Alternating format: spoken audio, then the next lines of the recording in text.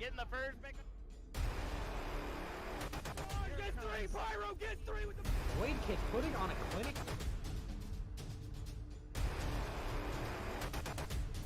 Whole team's down.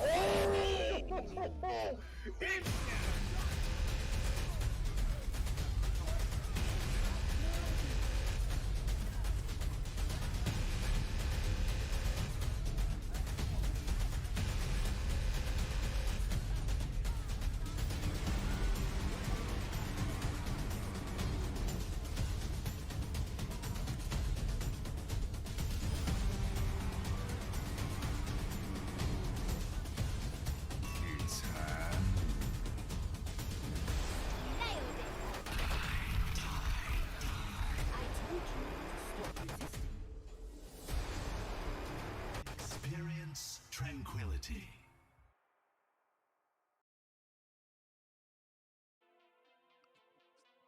Hello everyone and welcome back to Overwatch Tranquility. We're joining here today for a good match, a wild card playoffs match here between Frost and Blizzard Bears. Both of these teams 3-5 in the season so far now in the playoffs, where loser does in fact go home, but the winner of this match will be going up against the number 1 seeded Joey Esports. So we're going to be looking which of these teams can kind of try to prove themselves moving forward in this tournament, prove that they should be here. As I am Worstcast, going to bring you the play-by-play today, as I am joined by Gizmo on that analyst. How are you feeling, Gizmo, about this match? It's going to be a very interesting match. I mean, both these teams have the same record coming in after second stage, finally finishing up here. They got that wild card spot, so everything's on the line right now. Like you said before, this is it for them. If they don't win it, they're done for the season. And I know both of them have just the potential to, move on to this next round. But they got a very tough opponent. But tonight, that doesn't matter. You got to treat every match like it's your match. You got to just focus on who's in front of you. So if you're Frost right now, you're focused on the Blizzard Bears. If you're Blizzard Bears, you're focused on Frost. Yeah. The other thing, too, is they need to not try to pull out any crazy stuff that they haven't been practicing. They need to play what they're comfortable with, whether that is the actual meta for the certain map they're on, or whether it's just, I know my off tank's better at Zarya. I need to keep them on the Zarya. We saw that during the Harmony match on Monday, where one team particularly ran the Zarya over the Diva, and vice versa, and just it showed that the Zarya pick was just more favored, and it actually ended up helping that team. So tonight, same thing. When it comes to your DPS lineup, your support lineup, and all that, yeah, you're gonna have to run what you're comfortable, because guys, you are Discord tier. You're not up at the GM master level like Tranquility or like Trans tier, so that's what you got to be thinking about tonight. I got to play comfortability, and also they both have 8 to 9 people on their roster.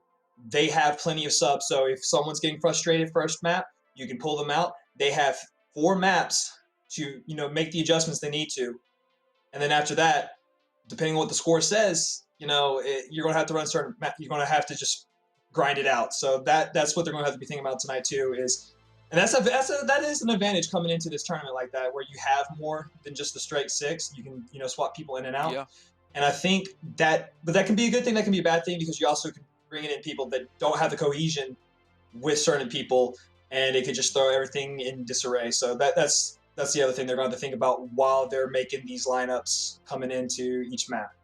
Yeah, of course, it is a first to 4 series, so whoever will get that 4th map will be picking up the win today. We're looking towards that. We have seen a barn burner earlier in this weekend, like you said, that Tuesday Harmony tier match went the distance all the way to map. I think it was 8. It was a 7 Yes. or 8. Not It was 8, I 8. believe. It was 8. They had a draw in there. Unfortunately, wasn't on payload. If it was, we would be getting a $50 donation to charity from Gizmo himself. Yeah, from Gizmo himself, but we didn't get that. Instead, it was just a normal. I forgot what it was. It was 2CP or hybrid, one of those two. But it was assault.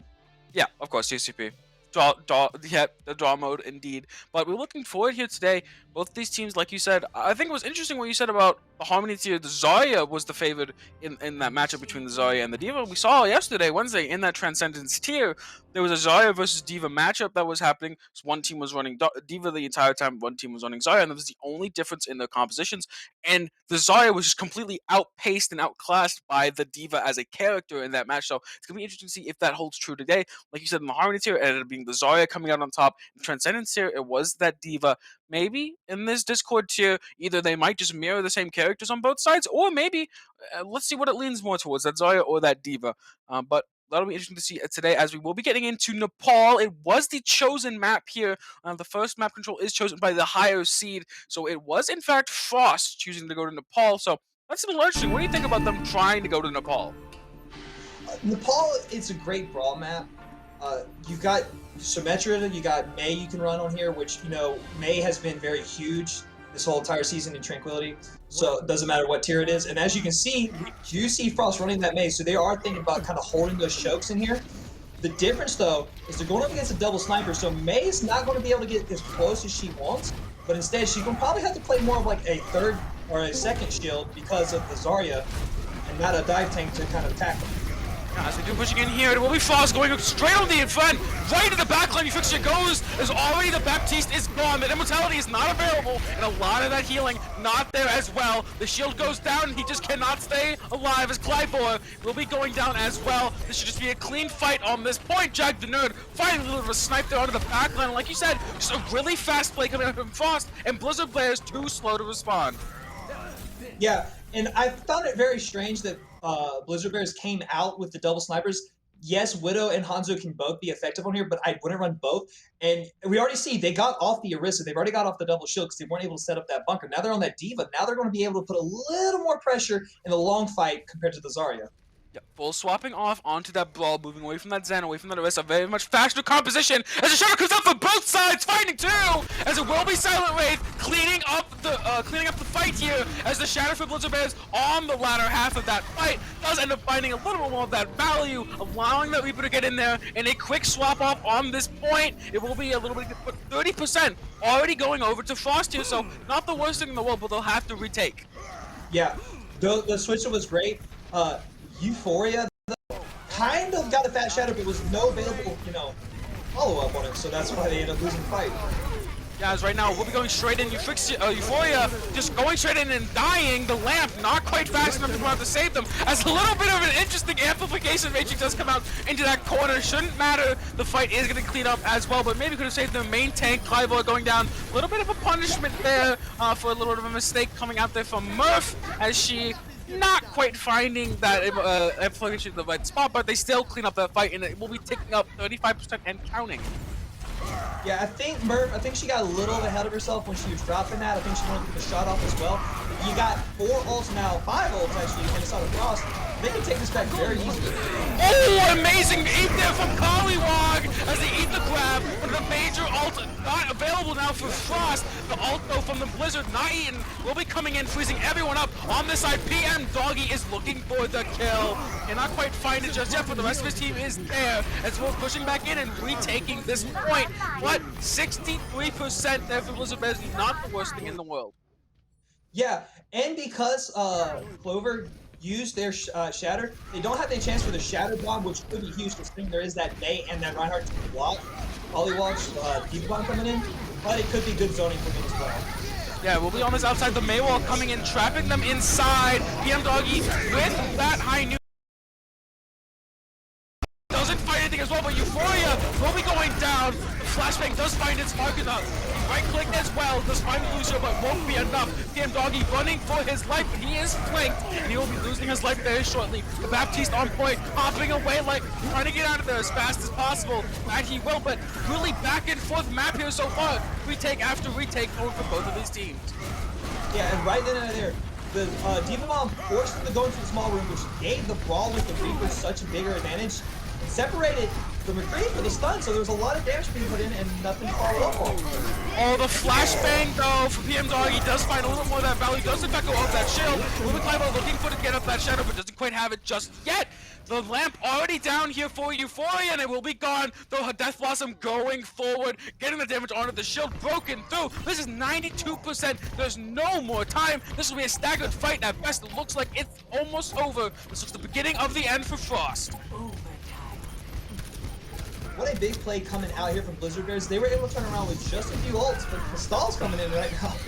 Stall's coming in, but doesn't look quite yet. There's been no trade kills so far. Only one person has gone into that pit, but they're gonna get back as soon as possible. There's even on the backside trying to get someone. Jag the Nerd does in fact find the McQueen. The high noon with him Doggy is true, and the Reinhardt as well going down. But a bomb from Collywog does find two as well, evening up this fight as much as possible.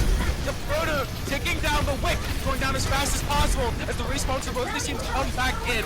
D.Va on the point does in fact go down. The Reaper trying to get established on this point. Oh, you heck, in the backline though does find that Reaper, takes him out. Will instantly trade out by IME2. On this point, the ball is just rolling around, looking for some value, looking to stay alive as long as possible. Maybe looking at a cheeky boot, but he will be the one pooped off into the pit. Not going to be living any longer as the respawns still coming in here. But a baited giant, not letting them live for long, puts him straight into that wall. Just to stall this point out for as long as possible, but it won't matter. In the end, Blizzard Bears will keep it tight, will keep it clean, will take this point. Woo! What an amazing first round here on the call.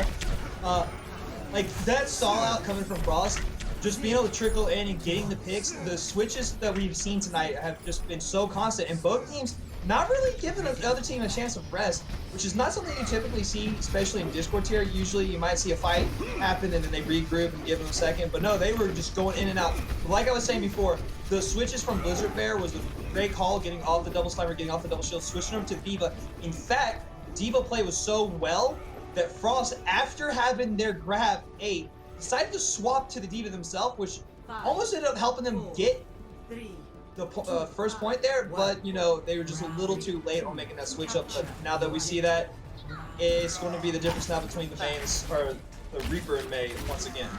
Yeah, that Mei offers a lot more CC, a Reaper a lot more of that uppercut damage, but right now, should be charging on at this point. Rolling Blizzard is already with some of that point control, a little bit faster out of that spawn door. So Rolling Euphoria going down low, already forcing out the nade. They don't have that backstage with that immortality field. So none of that immortality available as Euphoria finds the battle. The backline move is down, and it will be the Reaper on this front line trying to get as many kills as possible. The counterpin coming in will get slept as well. Euphoria does go down. A lot more of the sustain on this point now available with that shield. Just running forward, breaking it. It's already down. The cryo does come out. Mei is going to live on this one for longer. Back the node, getting as much damage as possible.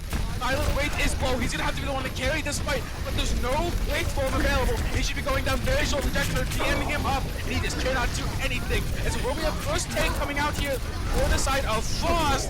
This was what happened last round too, and there was an instant retake from Blizzard Bears. Yeah, and that honestly was a great play out. I was starting to worry on that nade, but they were able to make this wall and separate both the Reaper and the Ryan off from the team several times.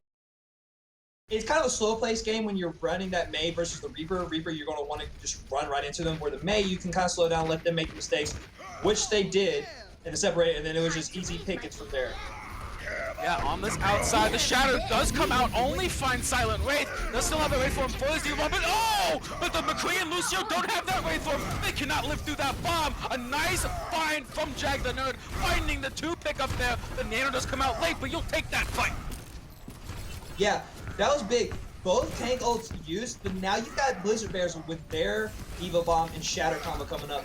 Luckily, now that Frost has, you know, this point hold, they can actually have a lot more easy time covering. They were able to catch Blizzard Bears out so easy because they went to that coast side where it's just a little too much open air, and that's where they were able to find 2 picks. Behind you, already come out from a baited giant. The DM is there and available to D.Va. Away in the backline, should be getting DMAC and will be back getting DMAC. No bomb available to keep them in the fight. And so we'll be running back to try and get some ult charge available. As the Shadow comes up, fights to the front line. The bait a little bit too late. PM Doggy on that front line also gets the flashbang straight out of the high noon. A really big job here from a baited giant to find the picks, to find the damage, to find the CC, which is what makes McCree so versatile in this team by digging through it all, ladies and gentlemen. And a baited giant is showing exactly. Yeah, honestly, the one thing I had a problem with in that fight was Jagged should not have just dove straight in. They had plenty of time to cover. All they had to do was get Euphoria shield up, get behind the walls. They could have easily just avoided that, not waste the DM and not waste the mech. And then you kind of have that 5v6 because you're waiting for your D.Va to get back in mech during a mid-fight, and that's not good, especially when there's a Reaper. Big ante though on this front line. The beat does come out, does find the whole entire team, as the Beta Giant on that flank does in fact find a silent wave, but that doesn't find two as well. This fight has already gone to cinders here for Frost, as everything is melting around them. As now will be another reset and another attempt to try and retake this point. As Ana is huge stagger. yeah, that's not good. Nova Vixen, they just could not find the escape. But again, 42% and counting here. This could be the turning point, the momentum shifting. Yeah, we're talking about great air control from I-Me-2, being able to redirect themselves after getting knocked over the wall to find the stairs so the whole team got the beat drop. That's honestly what helped win that fight. Even if Silent didn't get as much fire rate, because everyone's staying up alive. Oh, and I should have got this counter shot and finds 5! And everyone's on the ground. They cannot save your heck on that May. The lamp goes down, but it just doesn't matter. Just a team-wide CC finds everyone. And on the outside, PM Doggy looks for something, but a Beta Giant is there. He gets the peel and he gets the pick as a massive shadow from Clyboy keeps them in this fight. Yeah, right there and there was a main tank diff. Clyboy waited for that shatter, and as soon as the shatter was done, waited mid-swing coming from Euphoria and got the whole team down. What an amazing play coming out from this tank player. Yeah, and right now, Team Clybo on this front line going super aggro. He's already super low though, as the bomb pushes him out. Maybe a little bit too aggressive as he's found in this front line. The bomb comes out, doesn't find quite anyone. The heck is down, but it's a 2 people on this point available for the Blizzard Bears. But they're doing a good job of it. Actually 3, as it will be a Beta Giant finding 2 from nowhere. And now the ball coming in high noon just can't live, and Blizzard what looked like a fight that was so out of their favor, they just turn around with just 2 DPS and a Lucio. My goodness. Blizzard Bears making, I think, the smarter choice. And like I said, they try to, instead of just playing what was meta, you know how we were talking about beginning May being meta, switch into that Reaper because it's more comfortable pick. Even, you know, switch into the D.Va because it's the more comfortable pick. You can clearly see why they won this first map on the Paul. It's just a matter of staying calm, making the switches like I've been saying, and just doing the picks. Now, like I said, they weren't perfect though. There were some plays that Frost did kind of just hand them over. You know, we had the D.Va just kind of dive the McCree up top, who had almost their entire team right there. That's an instant DMAG. I don't care how much DM you have. It only lasts for about 2 seconds, and then you have to wait for it to recharge. You're just asking to take away one of your best assets in the fight. Instead of they were pretty much midway on the point. They could have just backed up behind the bell and kited it out. That was probably the best move. They have the Lucio speed. They have the Reinhardt shield. They might have lost like a DPS maybe, or maybe a support, maybe the Lucio or something like that, but they could have survived. They also had, you know, they still had the Baptility and Mortality Field as well. There's plenty of things that they could have done on that fight, and I think if they had done just that little bit difference, they would have kept the second point there, and we would have been seeing a third objective point on Nepal. But you know what? It is what it is. Frost does have more people on the roster, like I said before, but you know, they might not make those switches just now because right now they just need to see what else they got. They still have 3 more maps to turn this around and put it in their favor. Yeah, I don't think this is the time to panic if you're Frost. Yes, you're down 1-0 in the match, but it's first to 4. You have 3 more maps to go. That was Control, which is a lot more of that variable map. It's a lot more chaotic. You can have these kind of things where it's a lot momentum. And while the entire game of Overwatch is a momentum-based game, Control is even more so, as it's just extremely snowbally in a lot of ways. But really, it's not time to panic just yet if you're Frost. Keep sticking to what you know. I think there's definitely a time to shine.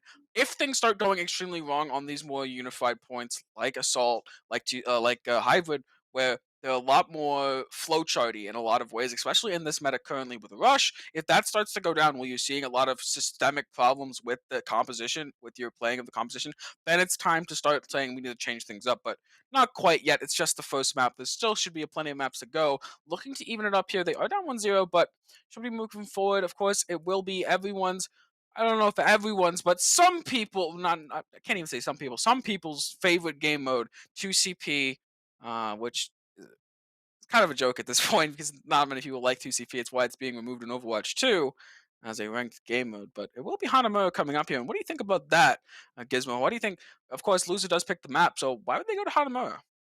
Okay, well, out of, you know, the assault maps we have, Hanamura is typically one of the more favorite ones. You got Hanamura, Temple of Anubis are usually the 2 favorite ones, along with Volskaya.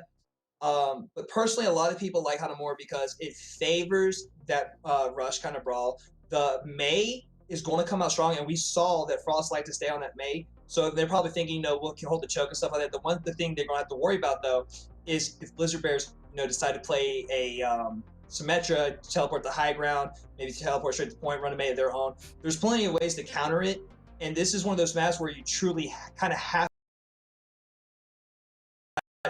trying to counter by just going past them quick enough. And so that's the other thing too. When Blizzard Bears come out on attack, they're going to have this be grouped up together with the Lucio, speed through, which I don't think is going to be a problem with them. It seemed like they were very well stable to stay together. The one thing though for Frost, I will say, is they're going to need to slow down a little. I think they, especially on the first map in Nepal, they just kept going in and in and in, and not really regrouping themselves. They were going in and not really, getting any effect out of it until everyone had ults, and then they had to kind of press Q to win, get through a little small choke. Well, here on Hanamura, it's not a small choke, but it's not a big choke on this first point.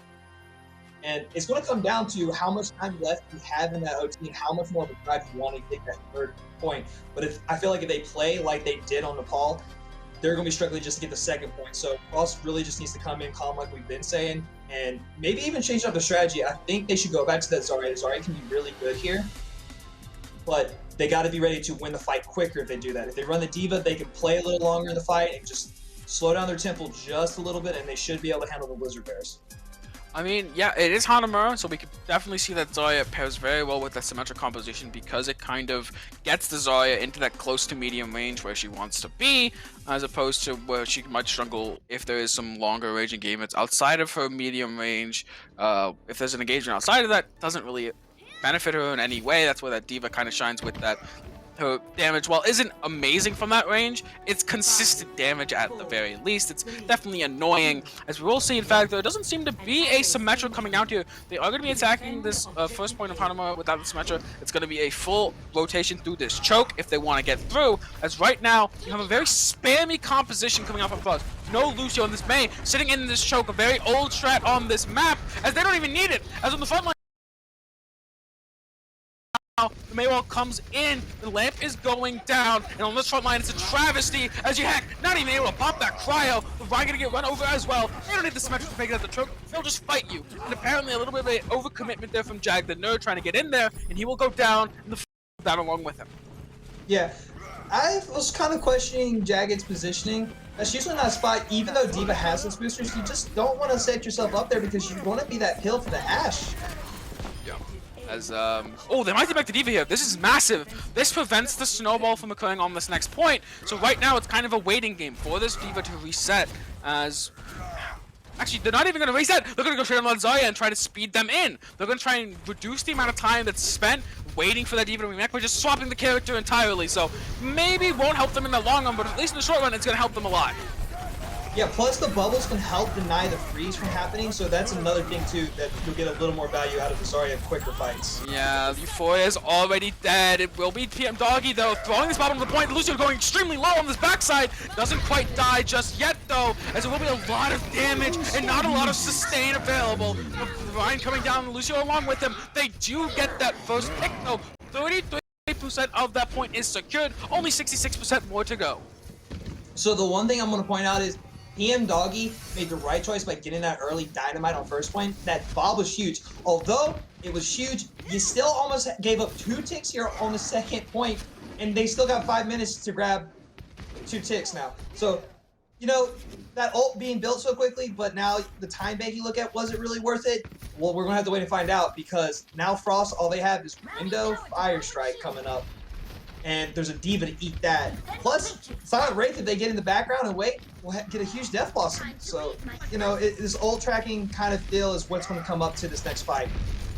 Charge coming out there. Doesn't quite find anything as the Amp Matrix does in fact come out, but a little bit of an awkward position. You can't use it throwing on the right side. Just going to wait this out. Just going to rotate down. Not going to let them get caught out by this Fire Strike combo that does 200 damage. As on the outside, everyone is burning though. PM Doggy has that Bob up, as it's going to be difficult to push into this point. Because right now, everyone's just kind of low, but they do pick out your heck. If they can wait this out, try to make a rotation, he's pushing straight in. The Diff Blossom finding everyone in the backside. The left goes down, cannot prevent the damage. As Jack the Nerd finds Murph, a lot of the sustain is gone, but they can push on. They only need 2 ticks, and with only 2 ticks needed, it doesn't take nearly as much time to get those stalls in. Your heck can't even touch the point, can't even cry on top of it. D.Va using those boosts to get out of spawn, can't touch either, and a massive 4-minute time bank available here for Blizzard Bears. A very dominant first round here on Hanamura.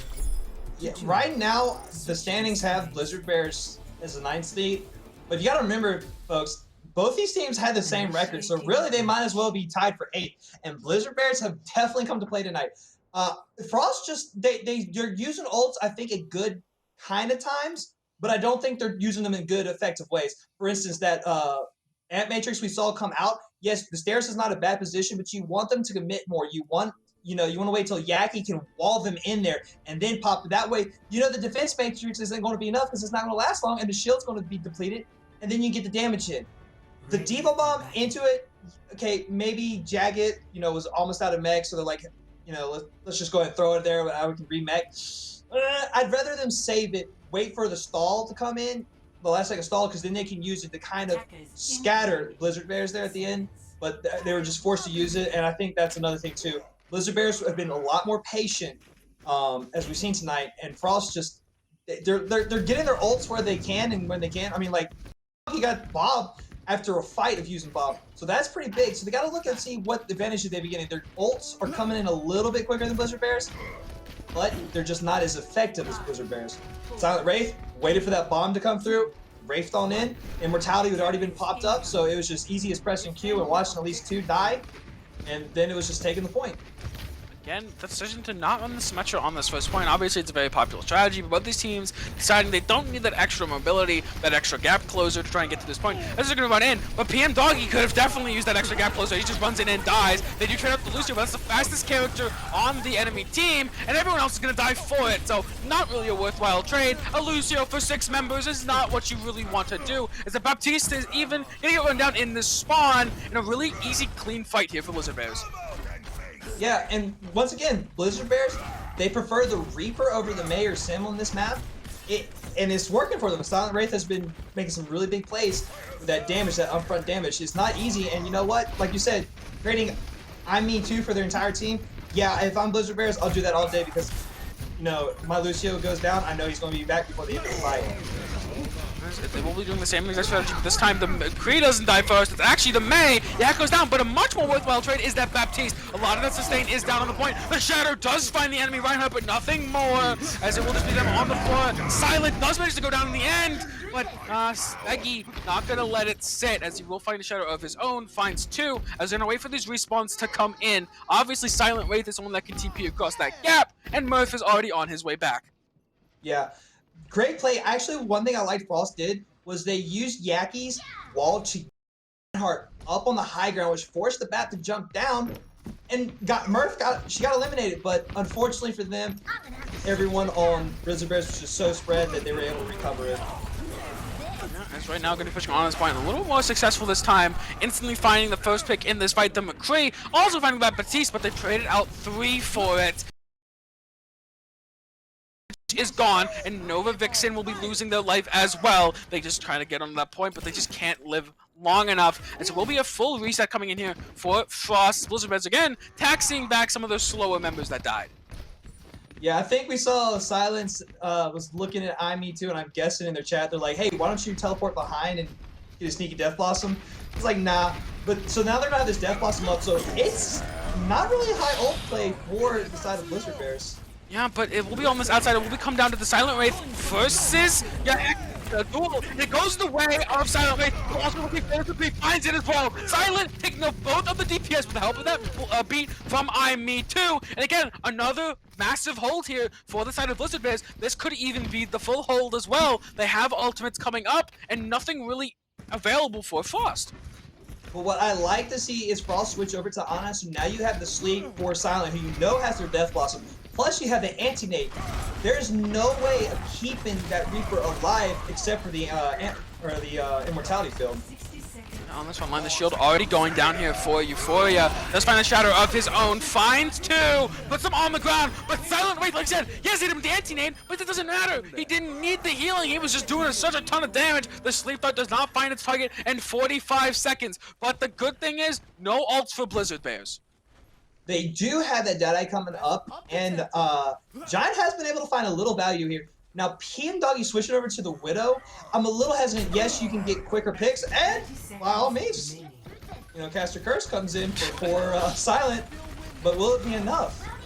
I don't know, they've taken out the first pick in the fight before, but it hasn't really worked out for them. And Widow is one of those characters that doesn't get consistent value a lot over the fight. As it will be the charge here from Spaggy does in fact find the mech of Jagged Earth, so it's evened up 5-5 here. PM Doggy, though, is on a rampage.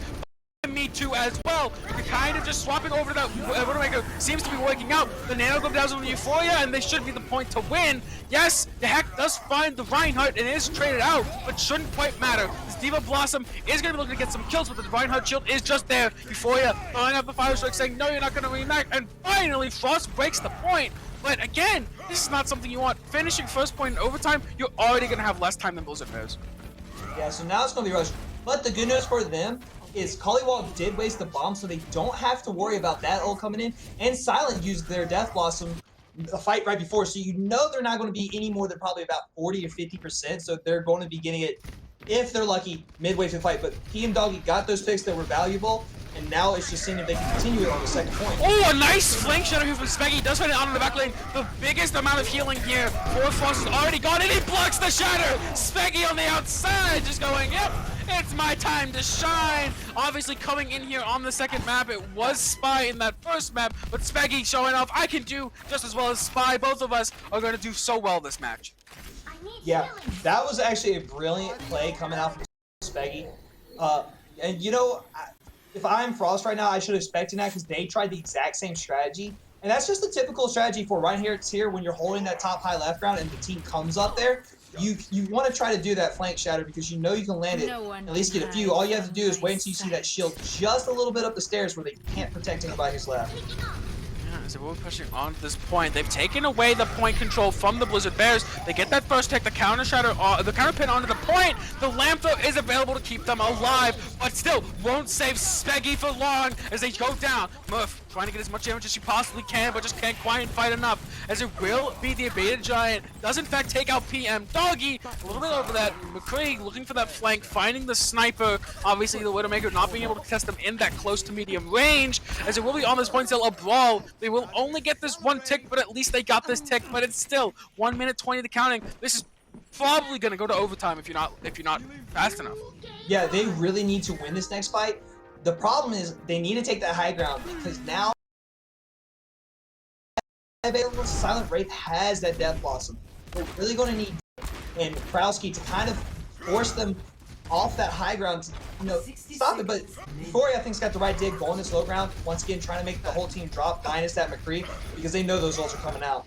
What they don't know is Murph doesn't have that Ant Matrix, so Giant might not get that you know, picks they need. With did someone turn him out? Someone's gonna take this guy out. He's just on the flank by himself. The Diva is gonna try to trade him out in the end, but he's already done his damage. Obviously, the spawns do help defend this, but this bomb on the point finds the Diva bombing themselves. The bomb here for Collywall doesn't find anyone in the end. The Nano goes down onto Yehek. The pushing to find finishes before overtime ticks. But right now, it's gonna be a full swap to Stall here, as you just want to get this to overtime as fast as possible. As going on to this point, the beat doesn't come out, keeping everyone healthy and alive. Yehek on the backside, running on a tear right now. He goes low but cannot be killed. As Soldier on this high ground, 8 seconds, 7 seconds before this overtime does start to happen. They might be able to find it with just 2 seconds to go, but no, they can't. And even if the point does go the way of Frost, they can no longer win this map. It will be Blizzard Bears. With the same amount of time they started the map with, looking for just a single tick, a single 33.33%, and they take this map. Well, if I'm Frost right now, I'm not going to say I'm relieved, but at least you can try to come away with the draw here, kind of forcing that 5th map to come out. And that's what they're going to have to do. But it's going to be so hard with only a tick, and there's 4 minutes and 2 seconds on the clock of defense you have to hold. With the way Blizzard Bears ran the last time, I'm going to tell you one thing. Frost is going to learn from their lesson. Jagged is not going to start up top behind Blizzard Bears. It's going to be a total different strategy there. They honestly, I'd be pulling out maybe McCree instead of the Ashe. You need to stop Silent Wraith. Silent Wraith has been getting way too much value. I do like the Junkrat spam coming, but the thing is, because Collywog is coming out on a D.Va, it's not going to be as effective versus the Zarya because, you know, the defense matrix is able to eat so much more. But what they don't know is now that Giant is on that mate, that's going to be a technical second shield to kind of stop that Junkrat spam. So they have 3 really good characters right now to kind of just be able to push through, but they'll still have to make the commitment to push through because this Junkrat is going to do a lot of spam damage. Plus, he could get the damage boost from the Mercy, which would help out a lot. I know they're going to stick with PM Doggy, but maybe just while they're at choke, I would use it on the Junkrat just to help destroy the shield a lot quicker, or if the Mei wall goes up, you know, take it down a lot quicker. Yeah, and right now it is going to be Blizzard Bears looking for just this singular trick. As I said, again, this spam composition coming out here is the wall already coming out here. Going to be massive. Finds Euphoria. Yes, they get the 2 trade kills, but they could reset real quick. The Reinhardt won't be back quite fast enough. That's exactly what they were doing, but they can't reset fast enough. Me Too is already dead. There's no speed to get that Reinhardt out of choke, and the instant res comes in, Euphoria will still be alive, and now you're going to reset looking for another fight. Yeah, and actually, that's another reason why I'm glad Frost is on that Mercy, because if they were able to win the fight like they were, and their main tank goes down, they're able to pull him back. Now, Euphoria needs to not play in that choke so heavy because they know that Mei's there. So they don't get walled up again. They got kind of lucky getting the double trade on him. Oh, the Baptiste is so unlucky! It gets launched over the wall into the line inside of PM Doggy by that Junkrat bomb, as it looks like they'll be going into this, trying to rotate into this right side, this bottom right side, and it doesn't work out for them. There's so much spam coming out from that Ashe, from that Junkrat, that they get picked off in the rotation. Yeah, right now PM Doggy is on their game right now, and Yaki is just doing everything possible to just give them an advantage. That's 2 fights in a row where they're able to launch someone up and because they're a half health and in air, which is an easy target for a hit scan like Ashe. That's good. They're playing more to their comfort zone. If I'm Blizzard Bears, I might stop going that way and probably try to force it up to the Ashe. It's got so much value. Oh! What a massive freeze! Stops the shatter coming out from Euphoria. That could have been massive, but the tire is available. We're going to be looking for it. The Nano coming out on Euphoria does allow him to push it. Finds 2 already! Oh! Yeah, throwing in the mine. Finds 2, finds 3 with the punch! And that will be them taking another fight. Half the time bank remaining here, and no real, big ult charge to show for it. Yeah, so once again, Frost, looks like they finally have woken up here. I think they realized, hey, we're about to give up our second map. We need to get this draw.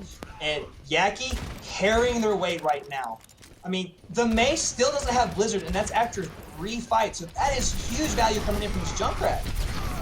Yeah, and right now, going to be again pushing through this choke, looking to get in, but they're just sitting here. They're just taking all this spam. They're just losing resources, and the shield is almost dead, and the tire is available. It finds 2. Yak, an absolute maniac on this defense, just shutting everything down. As it's going to be again Blizzard Bears resetting, but now more ults that they can work with. Yeah, but once again, there's 4 fights now where the DPS for Blizzard Bears haven't got their ult yet. Now they will finally be coming on that Blizzard and Death Blossom. 3 minutes. But if Jagged does what they did on Nepal, they'll be able to eat that Death Blossom or that Blizzard and be able to win the fight. Fire Strike going straight into the wall. PM Doggy does end up finding Too, who has that beat, that massive team fight ult they need to win with, and they just don't have it now. And now this Mei is going to go down. Whoa, 50 seconds remaining. It's taken 3 minutes, and finally, Blizzard Bears has 6 ultimates to throw at this fight. If they cannot get a tick with 6 ultimates, then it just wasn't meant to be. Well, they have 6 ultimates. Is about to have 5 in this last fight coming up, and that Bob being a 7th man is going to be huge. They need to stay out of this small room because the Ana nade and the Junkrat spam is just too much damage to be going in such a small choke.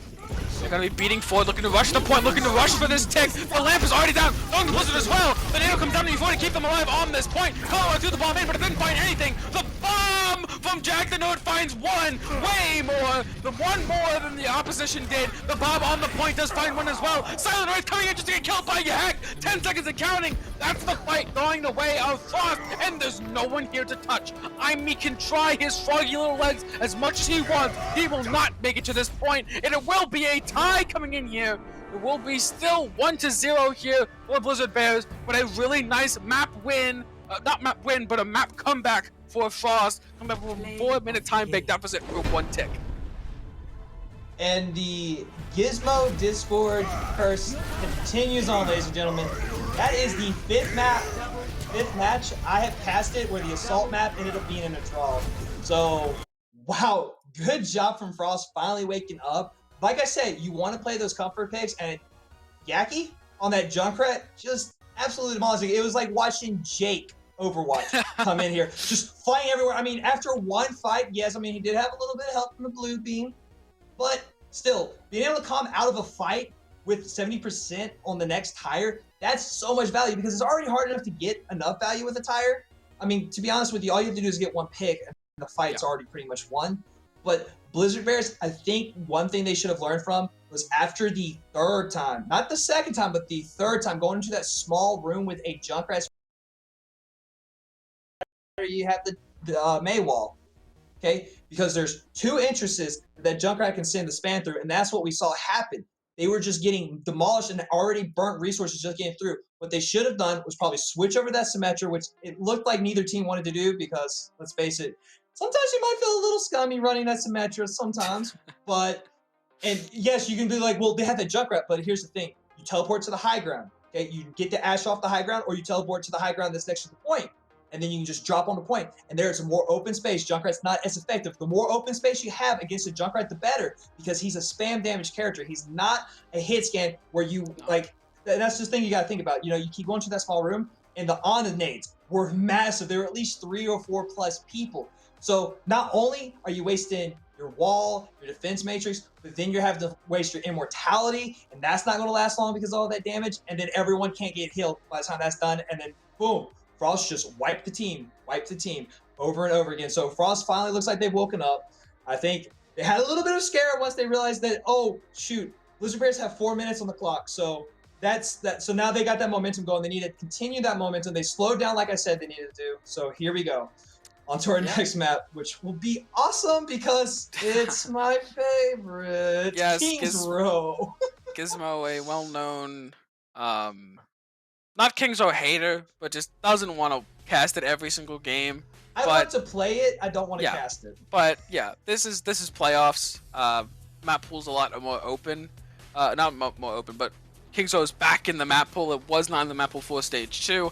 It's back, everyone! Everyone's favorite map is back in the map pool for playoffs, so that's gonna be interesting. And like I just want to go back to the point of the Symmetra. Like, Hanamura was so well known for a choke that was stomping people in rank so hard there was so many full holds that people were like, let's just not go through the choke. Let's take Sim. So I think that's kind of a big thing about Hanamura. But on to Kings Row, we don't have those issues here. You don't need to take Sim on Kings Row because everyone loves this map. You just walk through the choke as the Reinhardt. Sometimes you get blown up, and sometimes you do the blowing up. Okay, that's just how it goes.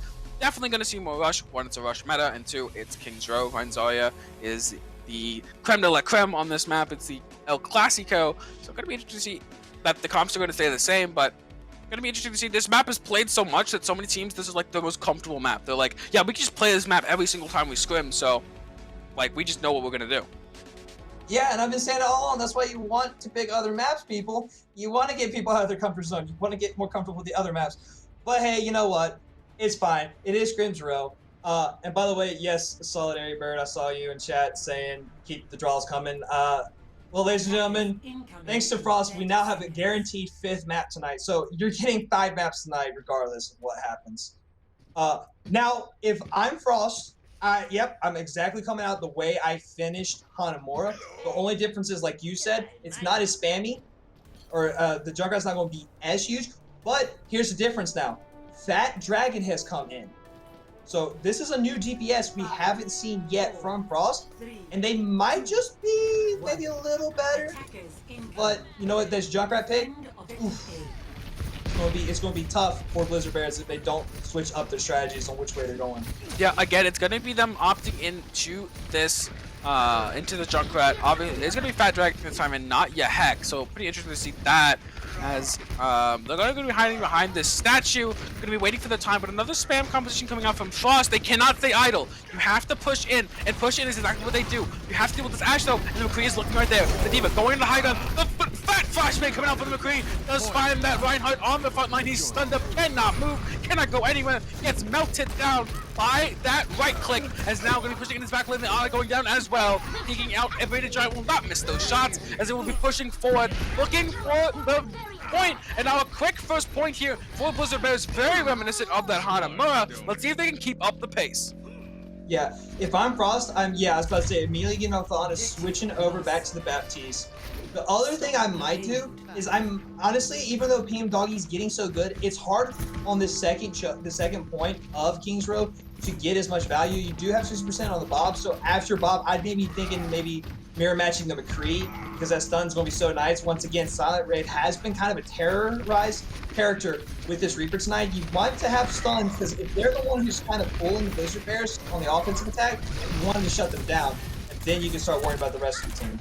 Yep, and this damage is going to be massive if you place it on that front line and get so much damage out. As the Dynamite here, though, from PM Doggy, he's going to have this Bob available. Fat Dragon on that flank does, in fact, find Murph. She's already down. The Shadow comes out, doesn't find anyone just yet, and a re-engage might be possible. But Speggy, well, Speggy was actually the one to throw that out. Euphoria was the one to block it, as now he's just stuck in this corner, no shield to speak of, and going to be going down. The Wraith Form is going to not be available there for Silent Wraith. You'll be going down as well, and now you have 5 ults available here for Frost, and it's going to be looking like a bit of a hold. And honestly, the next fight that we'll have all 6, the Blizzard Bears will have 5, and you won't have the combination of Diva Bomb Shadow, which we haven't seen being done at all tonight, which is fine because you kind of want to use that Diva Bomb more for zoning if you're playing offensively or defensively here, but ooh. Not looking good. The High Noon from Beta Giant doesn't find anything quite yet. Fat Dragon on the backside looking for something with this Rhine, or with this tire. Doesn't find the Rhine directly, but takes out the lamp. And the Rhine out of position gets taken out as well. Still gonna be a push forward here for the Blizzard Bears. Diva was just looking for PM Doggy, trying to hunt them down. Doesn't quite find them. They peel from their mercy. And they're moving the Bob, taking out I'm Me. As it will be Fat Dragon will get taken out by that Diva. Just hiding in that backside. It's going to be a little bit of a hunt here for this Diva, looking to get him out as a Beta Giant swapping off that McCree, going onto that Mei, looking for a little bit more of that pressure on the enemy main tank. Yeah, I think that's good because once again, you can give a little more shield with that Mei wall from the junk spam. Now that you're in a more open area, it's not going to be as effective. Yeah, and we're pushing forward. They do have the Shatter, and it finds the Baptiste and finds the Reaper. Gonna be stalling them in their tracks. The bomb does come out, doesn't find anything, but Euphoria does end up going down. PM Doggy on the other side does take out the Baptiste, but the Diva will be going down as well. The bomb coming out, you just get blocked up by. And the Mei is pushing high ground with the wall, trying to deny this res. They won't get to deny the res, but they will kill the Ashe. And now the Reinhardt going into this corner doesn't quite find the pin. Will get pinned up instead by Euphoria, where the point was getting stalled out by this Baptiste is hiding back there, but won't leave him for long as Collywag's still looking for that ult, and they should be pushing this in, trying to end this second phase. But good job from Frost being able to kill a little bit of time there. Now it's only going to be a about 4-minute difference compared to a 5-minute difference what we could have saw coming in from Blizzard Bears. Yeah, and right now it is very interesting to see that they are having the recontest coming in. The Reaper all in the back line does find 2, does find 3, and a massive play from Silent Wraith once again. These Blossoms have been impeccable this entire series, so watching him pull the second phase for himself, basically, a really massive play from Silent Wraith gives them this point. Yeah, great job waiting for all the resources to be used from Silent Wraith to come in there with that Death Blossom. Now, the thing is, you've got Speggy with the Shatter, and Marth with her Ant Matrix. They can get a good value from that Ant Matrix. This is going to be easy 3rd point here on Kings Row for Blizzard Bears. Looking at this, you have that Shadow from Speggy. It's going to come down to that. They don't have anything else. They have the Ant Matrix, the Fire Strike obviously can come out, but they have that Diva to eat it up. Both these teams favoring that Diva in this match so far, but the Shadow backing off. Looking maybe I think that's a good call. You let the shield regenerate there because you have a feeling that Euphoria, ooh, looks like we had a little bit of a pause here, ladies and gentlemen. But as I was saying, you know, backing out, not the worst idea because I guess what the reason why they're backing out, one is because, you know, you let the shield reset and all that, and you have a feeling that the Reinhardt has their Shatter coming in. But I think they also are like, oh, hey, I'm starting to lag. So it might have been a really good call. So even though they might lose an ult there, at least they won't lose more ult charge gain because they won't be running a 5v6 in the middle of a fight. So great call from them. The other thing I was going to say too is that Ant Matrix is still available, so they will have that to push. Knock on wood, if that's not who got the hit boot. with the the DC bat. Whoever didn't get taken out with that, obviously if they do, they lose an ult charge. Unfortunate, but not something that can be avoided. Obviously, but I mean that's the point where it's like the fight's just ending and you just hear someone go, guys, my game, and you're like, what, and you just hear the pauses come out in chat, and it looks like we're gonna be getting out very shortly. Wasn't too major of an issue. They do have all their ultimates still intact, so no immediate DC, maybe just a little bit of lag, but they're gonna be re-engaging here on this front line. A good wall, separation for the rest of the team, and the shuttle comes down onto this Diva. They're just frozen up, CC'd for about 5 whole seconds, and now this Reaper on the point is trapped up. No one is found with that shatter, and trade after trade coming in 2 for 2. The bomb coming in on the point right into the bomb. The bomb, in fact, does find that Mercy. The bomb on the backside. PM Doggy's trusted butler does find the Reinhardt, and that's a trade will take every single day of the week. Fat Dragon as well getting in there, taking out the Lucio, and that will be the full streak coming out of Blizzard Bears, and a nice stall here for Frost. Yeah. Ooh, PM Doggy kind of getting out-sniped by a projectile character, but man, that's May's hitbox on her icicles, they are just too massive. She is not a projectile, she's a sniper. She really is. Okay, looking on this backline again. Out of position, will be straight into this Blizzard. This bomb though on the point could be massive. It is, it finds the Lucio. Me Too was only 10% off of that beat, and he just can't use it. Also, the tire comes out as well. Only losing that Mercy, and Frost holds on for more. 1:30 and counting. You know, I was going to say that right before the fight started, that if they aren't able to eat that Blizzard, bad rep definitely should have used their bomb right there to kind of zone them out and get rid of the zoning of the May Blizzard. So kudos to them, and not to mention finding Me Too, who is about to come up on the B drop. They picked, and now Blizzard Bears have that shatter once again. They have Ant Matrix, and they have B drop, and no ults to really worry about. They just can use that B drop, just push. You can just use that. Just go forward. You have all the advantage. You have all the tempo. You're going to lose some cooldowns on your Reinhardt here. If you can just push forward. Yes, they tilt too, but your Reinhardt is still in danger. He's just spamming I need healing, but they're not going to use it. They're going to use it for the re-engage if something does go dicey, but it really shouldn't. You've got these late kills. It's only 3 meters to go. None to go, and that will be Blizzard Bears completing the map with 48 seconds to go. A pretty good push here. Got stalled on that 3rd point a little bit, but ending up completing the map in the end. Yeah, you gotta give it to Frost though. Yeah. There was one point where it looked like it might have been another 3 minutes to go up against an overtime, but now it's just 48 seconds. So you know what that means? All they have to do here, worst, is they just have to get time to continue this fight.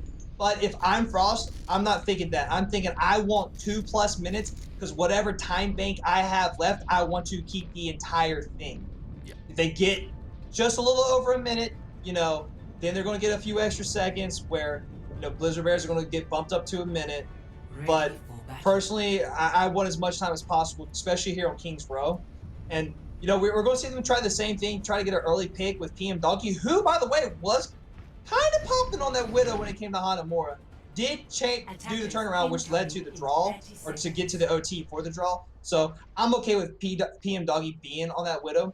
The one thing that I might want to switch up is Fat Dragon on that Junkrat was great, but that May was kind of impressive. Once Blizzard Bears switched over to that May, they were doing pretty well. So maybe mirror matching the May Reaper, which, you know, if you've been part of Tranquility, you remember that meta way too long ago in Season 4.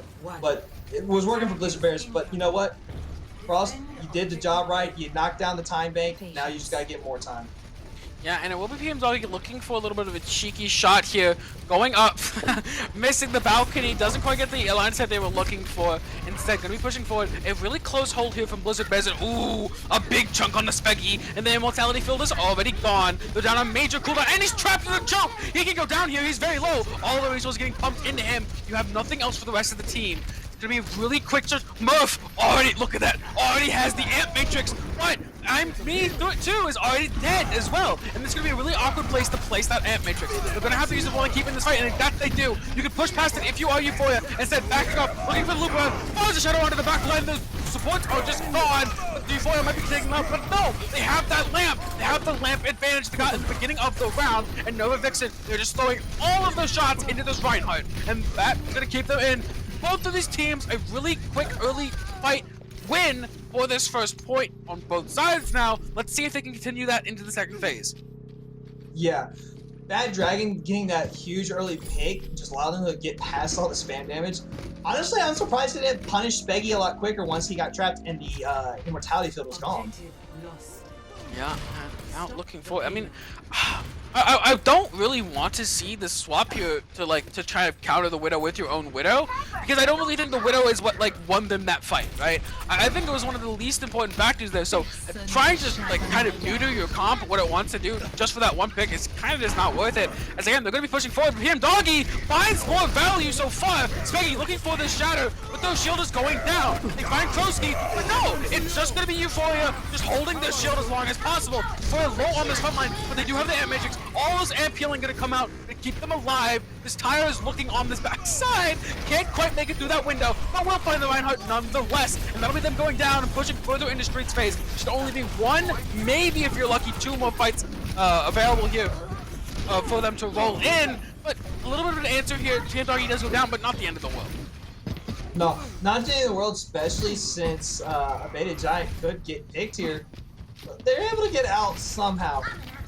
But you know what? Losing my Widow and them still having their Widow with my Diva having Bomb right now, I'm not feeling the pressure because Shatter Bomb is available for a combo. And you got that beat drop to keep anyone alive in case they go down to half health. Now, they could easily jump on this Widow whenever they feel like it. They know where they are. They're looking at the duel on the left side. It's going to be PM Doggy versus the Beta Giant, and Beta Giant wins the duel. Fat Dragon on the outside does manage to pick up Silent Wraith. He doesn't have that ult to use, but everyone is just falling back. They're just too low. A Beta Giant won that side lane and had all the flank pressure, and they just end up winning the fight off of that. And now 3 minutes and 30 seconds to go. Ults are basically even for both these sides. Yeah. I think the Widow switch actually wasn't a bad call because even though PM Doggy wasn't getting hits on that first point, they were applying a lot of pressure. So now they have to worry about not only a Diva Lucio, but the counterpart Widow. Speggy has to get Immortality Field. Was just pinned up. Doesn't think he's in the air. He's just flying. A flying Reinhardt shatter. But the beat is there to counter. The pin goes wide. Speggy's 1 HP in the back line. The Tyre does in fact find the Widow. The Widow is down, and the BAP is soon to follow. These ultimates from Blizzard, from Frost are finding their mark, but Blizzard Bears just couldn't find what they needed with that shatter. And Silent Wraith still holding on to that Death Blossom. They didn't go aggro with it. Instead, optical players, I don't know, they kind of still disconnected. The Ryan was going full force, and then there was nothing to follow up. Yeah, I think that was a good call though from Silent Wraith. Now they're able to stall just a little bit, but it's just going to be a moot point other than to kill time.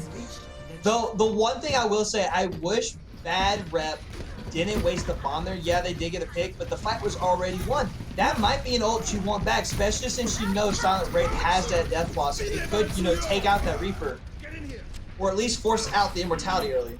Oh, but Murph is gone. You've lost your Baptiste, and Ryan is going to follow. There's no mortality field to keep them alive. It's just, it's going to be Euphoria just running forward. But a Beta Giant not going to let it happen for free. Silent Giant going to the back lane. He gets a boop back with that Death Blossom. And with that boop, it finds Nova Vixen. The DPS duo here for Blizzard Bears said as long as possible, and that they do. And the swap up here for Blizzard Bears to go to that Zarya. Yeah.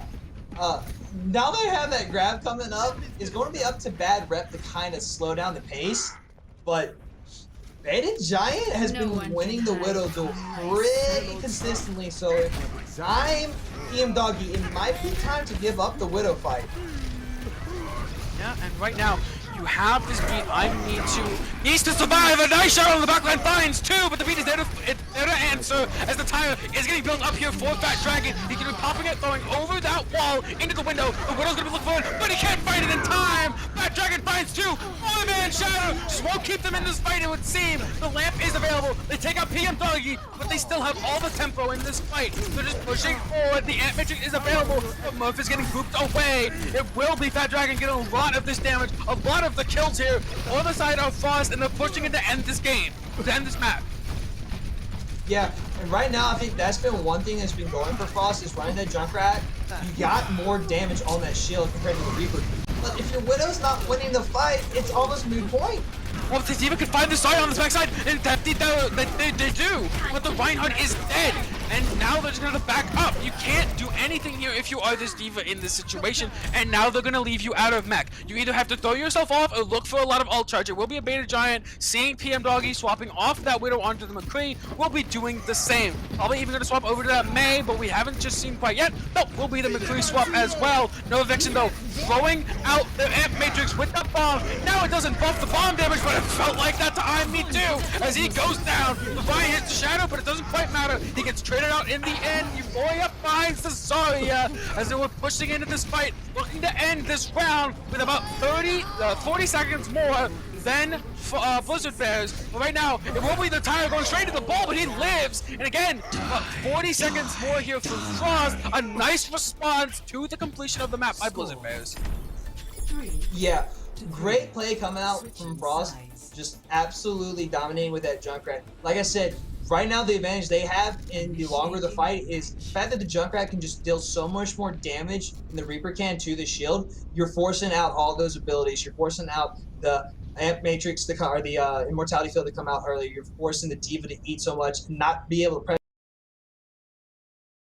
the Widow. Putting pressure on PM Doggy was a great call. In fact, PM Doggy really lost all once once Giant switched over, because Giant was just winning. It was like a 3-1 fight between them two. Now we see PM Doggy on the Ashe, which we know they favor a lot on this defense because they do build up Bob very quickly, especially with Proski on the Mercy. Even if Giant switched to the Widow, it's almost an even contest because of the health change to Widow. But the thing is, it's who doesn't miss first. So, you know, you don't have the charge time on the Ashe, but, you know, if you miss that shot and the Widow's just there, doesn't matter if Mercy's pocketing you or not, you're dead. So that's good news. I think one thing, though, that they're going to need to do differently on this defense is, because they're running that Junkrat, probably rush in more into Blizzard Bears, forcing them to, you know, use those abilities to survive longer, sustain, like they did there on attack. Yeah, and it will be the backline already found by that Dynamite. Not enough ult charge really, but we saw both these teams got a very fast first point capture. So we're going to see if they can repeat that as we Blizzard Bears looking on the front. And that's a good start. Finding PM Doggy, the main DPS carry here, already dead. And the Immortality was forced to get the res in. The Immortality is going to be used by Blizzard Bears as well to keep them in this fight. But it's going to be an advantage towards Blizzard Bears in terms of resources on their Reinhardt. As right now, it looks like though the Reinhardt is in danger here. Spinning could go down. And that they do.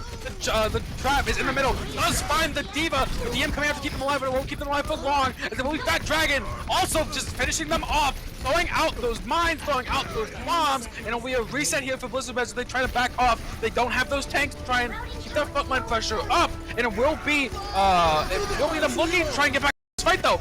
But Fat Dragon on this backside does find the damage he needs, waiting for that lamp to go down, and the lamp goes down! He finds 3! Massive time here from Fat Dragon, carrying these team fights, getting all the damage he needs, but it could still be close. Silent Wraith does go down, he ends that awesome. A massive ult that could have swung it in their favor is gone. The bomb not yet available from Kali Wog, and he will be going down as well. The Bunny Blaster comes out, looking to find their opposition, and that they do. No tick coming in here. Another draw could be in the works, but Frost is looking to hope that doesn't happen, is looking to attack this next round. Oh, and I'm just reading chat right now. Everyone's saying poor draws. Solidarity, no hashtag draw for Bard. Okay, it's hashtag Bard's fault. Alright, just remember that, ladies and gentlemen. Always hashtag Bard's fault. But yet, now the shoe is on the other foot. Blizzard Bears now have to worry about 1 minute 38 seconds for one tick to be taken from them. And with that, if they do it, then we're going to go into this halftime that's coming up 1-1. If not, it's going to be 1 and a 6th map. Okay, a 6th map. At the very least, ladies and gentlemen, I do love you all, but remember I had 8 maps on Monday or on Tuesday, so I would appreciate it if we did have another burner. But I know you guys love Overwatch so much, so you're in for 9 maps. Great. Oh, that's great. You're in for 9 maps tonight. Stop. I know you just love to show up for these barn boners. I gotta say, I really do appreciate it. You just show up for these barn boners and you kind of like curse the teams, give them that mojo to say, "You just draw all these maps. Come on." Look, I know all of you have Tranquility Twitch on the background. You just hear Gizmo coming in talking so much trash about you guys. You're like, "Oh, we gotta prove him wrong. We gotta prove him wrong, right?" Yeah, that's exactly what happens here.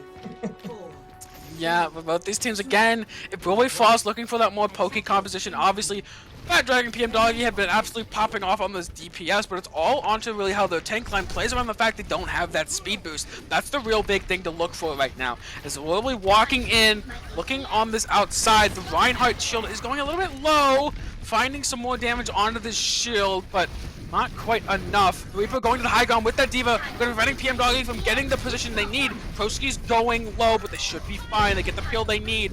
As again, just waiting. It's just a waiting game for PM Doggy to get the value he needs. A lot of burn damage coming down onto the enemy Reinhardt, and the fire strikes are massive here. And Euphoria's just walking forward. The Limpet is just way too late. Doesn't find the value they need, and the Reinhardt goes down. This is your time to end this map. But the counter trade, the trade of the Reinhardt, but Fat Dragon is here. He's saying, I'm not gonna let you stop this from happening. They get the res off with the space created, and now the pocket's gonna come down on the Fat Dragon. It's right now on this outside the point. Lucio's one shot. He gets to live, but just a little bit longer. Before X finds him in the end. The Shadow finds two, and now they should be taking this point. Lives for long to get the high noon off, and that could be the turning point. Fat Dragon still chucking these nades in the backline, finding so damage. He has this tire for this next point, and that's gonna be the change. There's only the tire versus the window. Yes, Spaggy does have that shatter, but we've seen how good Euphoria is at blocking them. So this is all gonna come down to these two ultimates. What a fight it has been. I'm honestly shocked Frost wasn't able to get it there, but oh, Fat Dragon! Oh, Euphoria just blocks another one, and Fat Dragon finds two in this crucial defense. Let's get within the map. No, the victim saving the Reinhardt from the charge, as now the backline is just free and open for PM Doggy to kill, throwing in Bob for extra measures, the 7-man point capture, as Frost will be tying up the series 1-1 as we end map 3, looking towards map 4.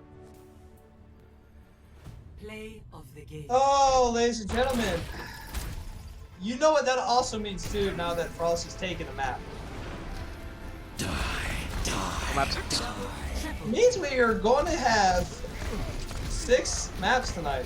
Oh, we're still gonna have 6 maps. That's actually correct. We're gonna still have 6 maps tonight. Yeah, so now we're going to have 6 maps instead of 5. So good job, Frost, for continuing this game to go on. I'm actually really excited because, like I said, it looks like Frost is starting to wake up. It looks like they're coming in. Made switches, okay? They made 2 switches that map, and it was just a slight bit difference in time bank. Yeah. Slight big difference in push. But I think one thing that they've had advantage in all in King's Row was the fact that resources were just being eaten up because Fat Dragon's Junkrat, just like the Junk on Hanamura, was just doing too much damage there. The Reaper has been great from Silent.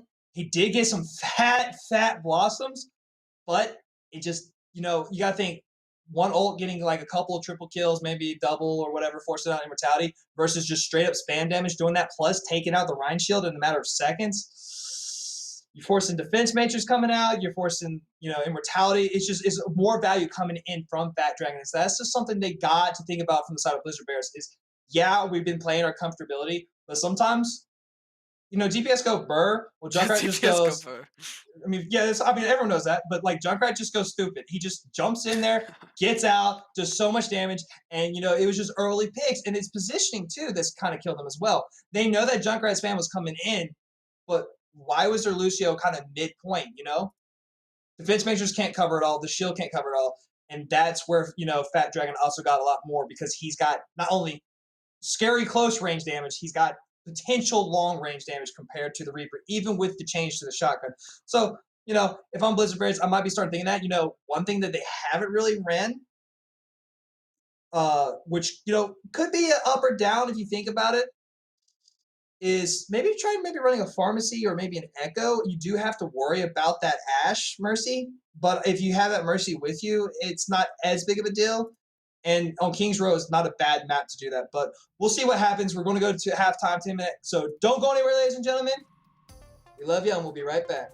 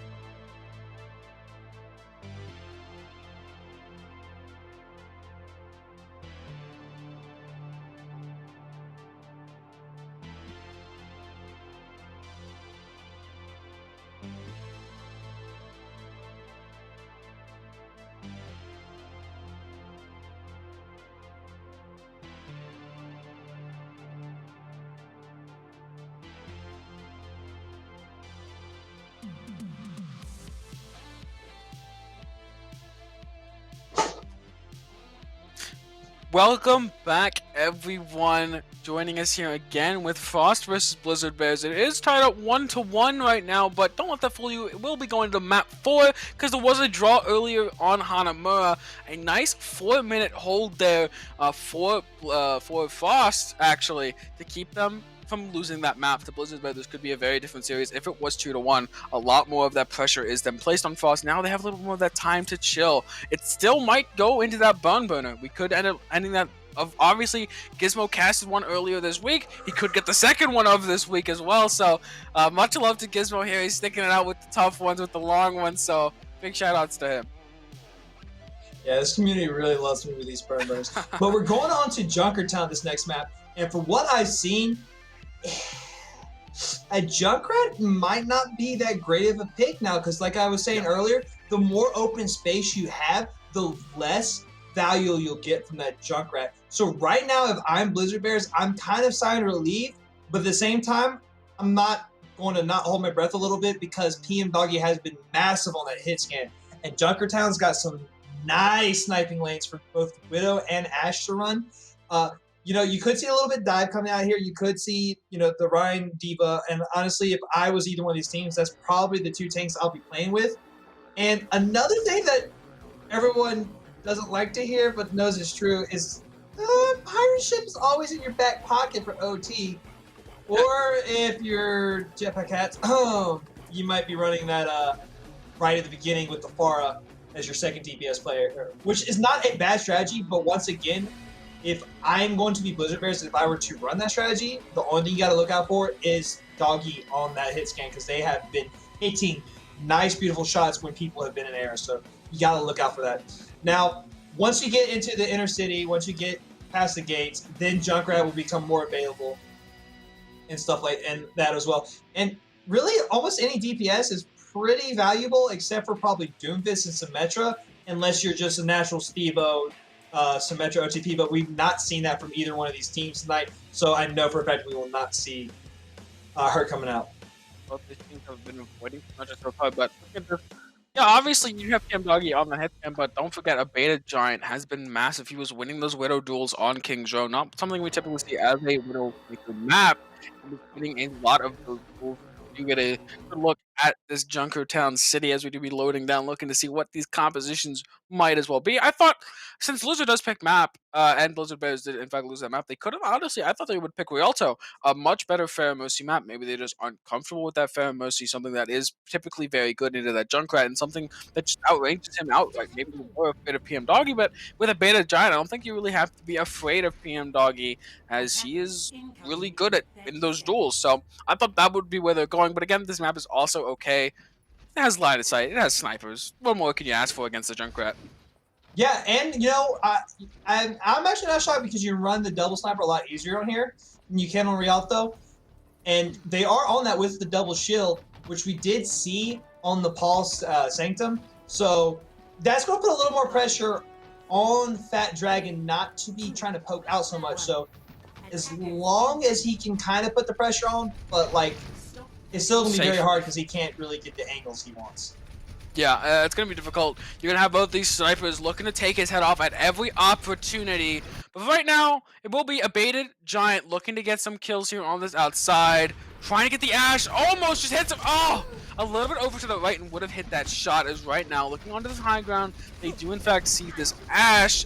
She does coach gun away. Just trying to find this Ana. A little bit out of position. Could get halted out into the open. And that they do. Get halted out into their death. And they are gone.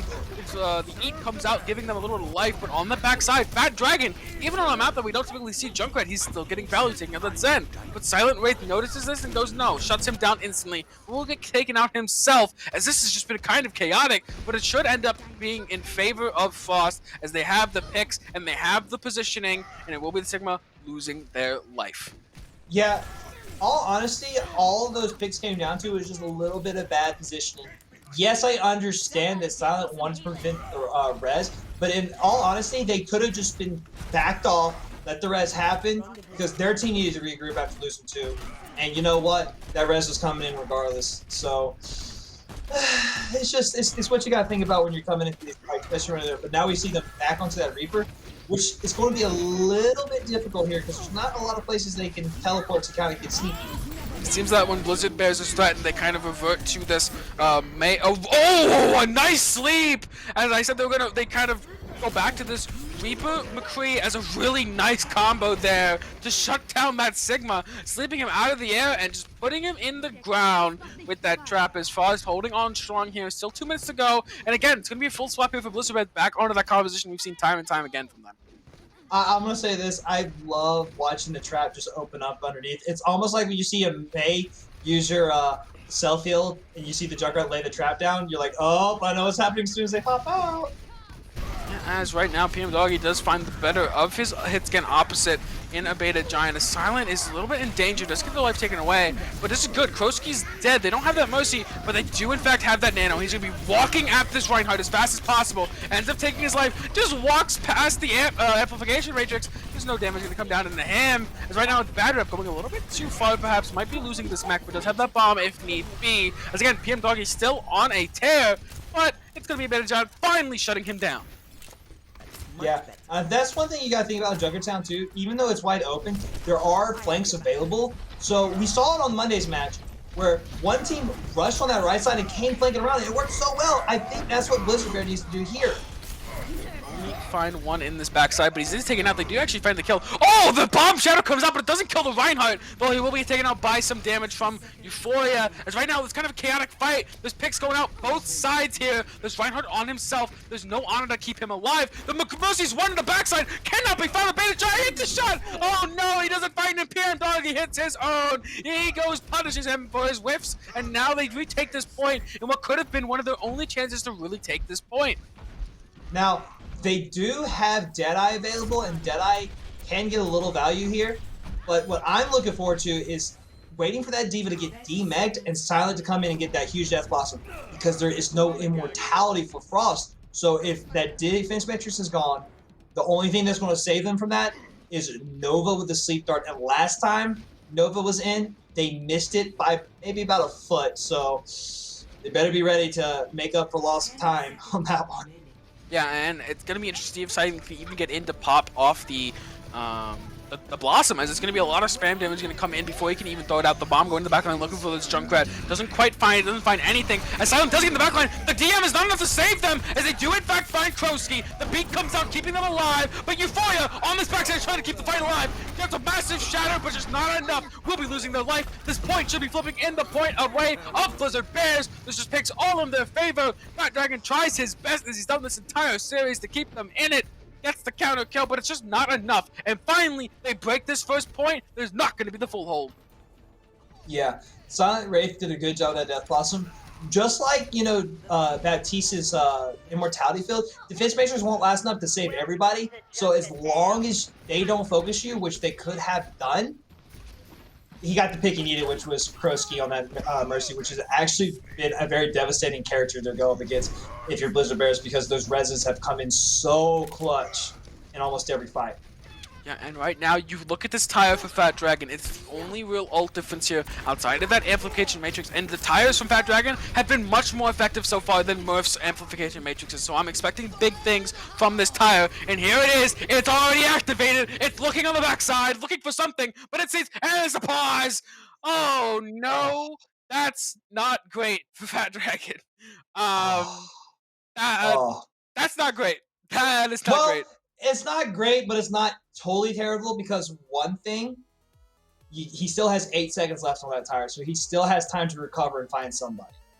But once again, like I was saying earlier, tire isn't necessarily something you look to get true value. It's just a time waster or a one-pick person. So as long as he's able to push them back and his team regroup, or is able to find that one pick, that can be the make or break once we come back from this pause. Now, the thing is, that was a very scary push for the Blizzard Bears.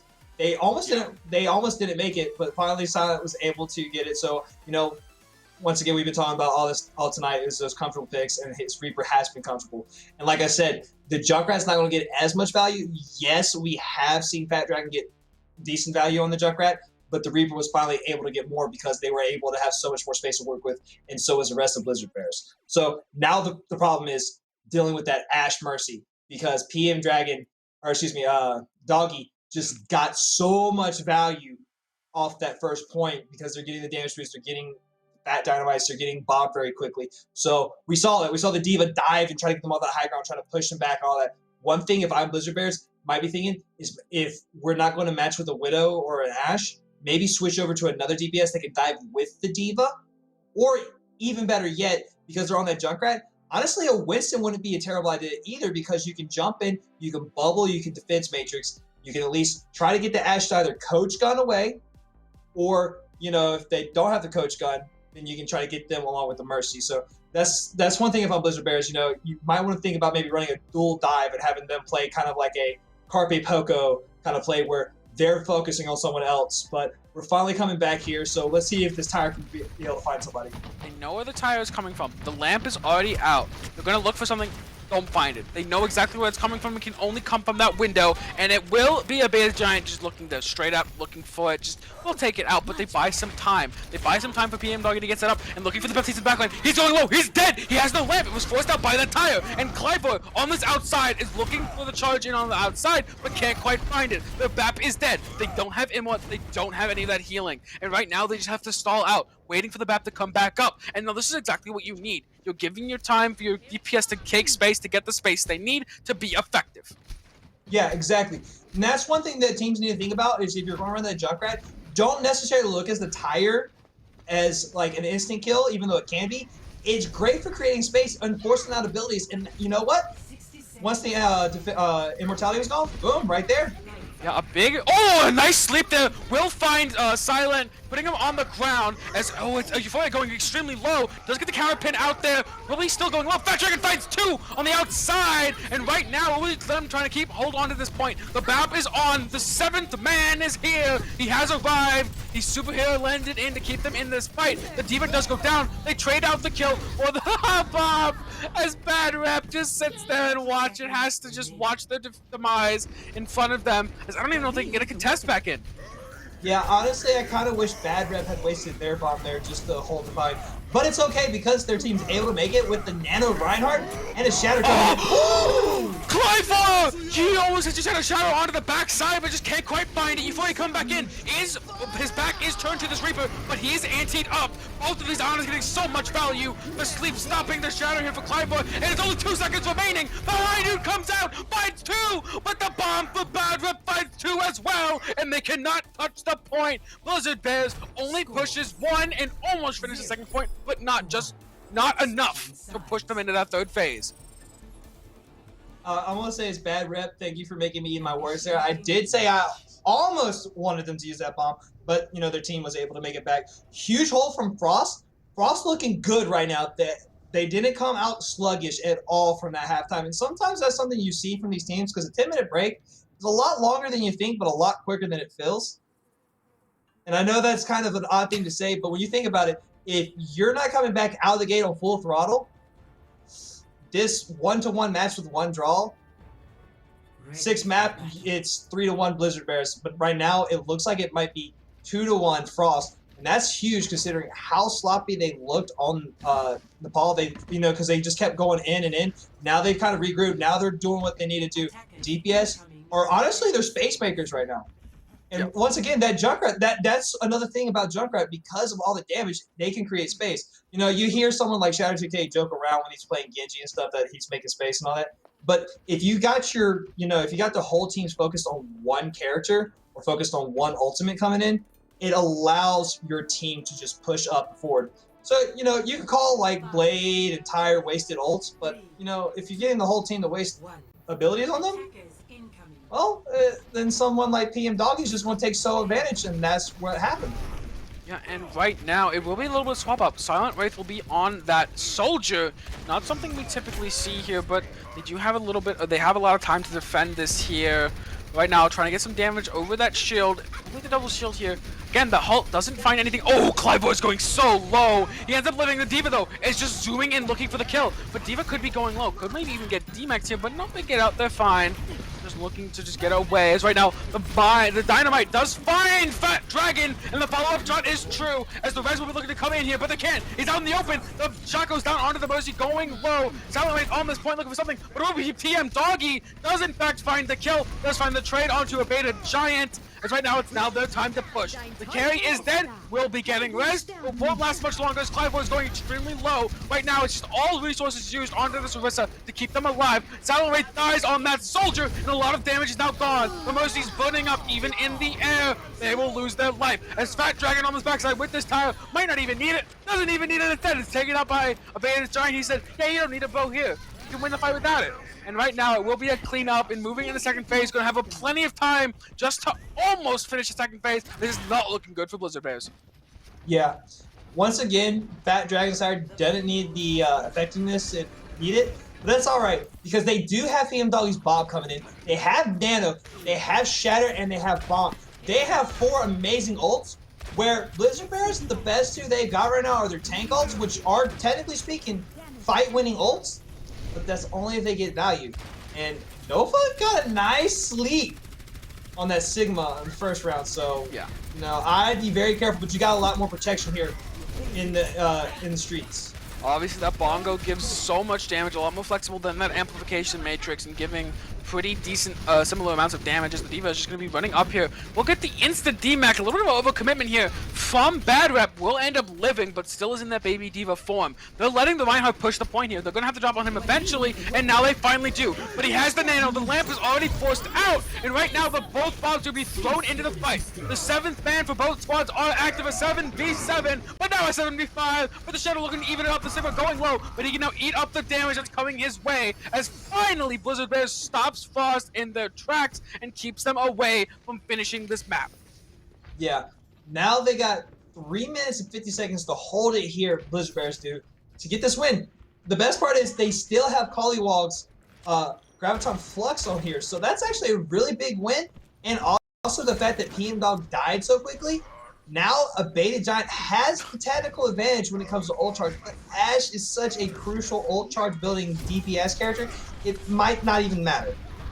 We do have Bad Rep though with this bomb, but it doesn't even quite matter. PM Doggy already taken out. This is going to definitely hinder his ability to charge his ultimate. As right now the bomb is getting thrown and he'll see if he can find anyone. It does find the enemy Ashe, and the Mercy's down too. A 6v4 coming in here, and now the Dragons are eating as well. The 3v6, and this is the time to push this point and the game and the match. Look to take the advantage for the first time in the series over Blizzard Bears. This could easily be the 2-1 as it looks to be. There's no one here to contest. No one here can touch. 3 meters and counting, and that will be it. With 3 minutes on the clock, Frost secures the first advantage in this series, going up 2-0. Or 2-1, not 0. They have one map. They won the first map. You can say 2-1-1. 2-1-1. I could say 2-1-1. And you could say 2-1. It might be But Blizzard yeah. Bears are kicking themselves over that, right? Because they could have easily won that map. Yeah, so I know you're running the double shield because you've been worried about the Junkrat, but there's other ways to deal with the Junkrat. Once again, dive would have been a very good possibility for them to do. And Junkrat's not a terrible map to run dive, I don't believe. Now, Ball might not be the best one, but the D.Va, or you can even go double bubble and go Zarya Winston. But either way, Blizzard Bears, I think running that double shield, not the best call. They probably should have switched to the D.Va, you know, a little more mobility, a little more pill ability. And, you know, Giant did awesome on that Ashe, but unfortunately PM Doggy just got a little more value.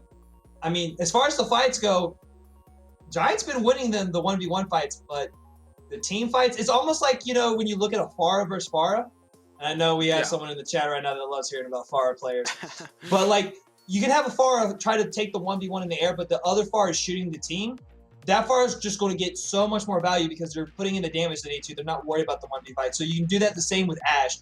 Yes, if you're winning the 1v1 fight, it's great and all, but if the other Ashe is winning the ult charge or winning the pick rate more, is it not? So you might want to start thinking, well, hey, maybe I can go to a dive character, get on them a lot quicker because they only have one way to get out, and that's Coach Gun. And if you have 2 dive characters, one goes in, forces that Coach Gun, and here comes the other one, and then by that time, probably whatever cooldown that the first one has, will be able to jump in there unless it's Genji because, you know, Dash has just got a second cooldown. But our next map, this is going to be a fun one. Lijiang Tower, another one of my favorites. Will we finally get to see that Symmetra? Maybe. I mean, if anything, this is the point to run it, right? This is the It time really to is. run the Symmetra. Like, Hanamura is seen as like a Symmetra map, but obviously you cannot run it. But Li Jing is like, Night Market, like that's synonymous with Symmetra. Not only Night Market, but when you look in the Overwatch League, contenders and all that, Control Center is another huge one. And considering we've seen Frost now just constantly run the Junkrat because it's their comfortable pick, you can run the Junk Sim if you're on Control Center. And that's very big, especially going into those tight corners. So if I'm Frost, I'm definitely sticking on that Junkrat here, but only on Control Center. If we're going to be on Night Market, you might want to look at running maybe a Far instead if you want to keep that consistent spam damage. Or if we're on Garden, same thing. Or maybe run the Echo. Now, if I'm Blizzard Bears, I'm running straight Brawl on Control Center because if you don't run Brawl on Control Center, you're just weird in my opinion. Weird. Okay. I mean, okay, it's just- Gizmo. it's I guess just we weird. can't all be Rush enjoyers such as yourself. I know there are some teams that do prefer some Well, more what I diving mean, competitions. what I mean is like you got to be running the Ryan Zarya or Ryan Diva on Control Center. If you're running Winston, I just About the I've Hog actually seen a lot Sigma. of, like, The Hog jokes. Sigma. Let's okay. go. Hog Sigma could get away with Let's it. go, But I'm just Hog saying, Sigma. I've seen so many people lately want to run Winston on this map, and I don't get it. It's not worth it. Now, if we're talking Gardens or Night Market, yes, Winston's definitely a great pick. But as we see, the Ryan Diva is coming out, and we do see Yak come back in and on that Junkrat. And last time they were in on that Junkrat was huge.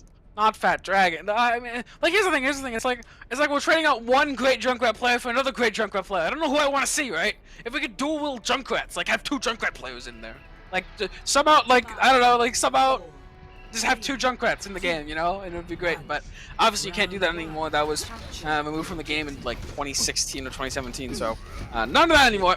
As we do see, it will be the Symmetra. We've finally seen her here on from Blizzard Bears here. Later Giant will be going on top of that. Like, obviously this map is a lot more close range. The Junkrat damage is already coming down, but a lot of burn damage as well from that Ashe. But the Lucio has hindered them. They've given up a lot of this control. They're already in this white room, and now a baited Giant has set up all of his turrets. He'll just be beaming them down. This is a rotation at the point. This is what you kind of have to do. You can't walk into those Sim turrets, and it will be a Hex on this outside looking for some damage. Does fight at the D-Mech once again. A little overcommitment there from Kali. Wagi will be losing his mech. But right now, PM Doggy moving forward does find the trade onto the Rhine, onto the Reaper, and it does look like the fight has swung in Frost's favor as Blizzard Bears do get that first percentage, do get 10%, but that's it. Yeah, like you said, it was a great rotation for Frost leaving the zone where the Sim turrets were. But at the same time, they would have been a little okay because you do have Yaki on that Junkrat.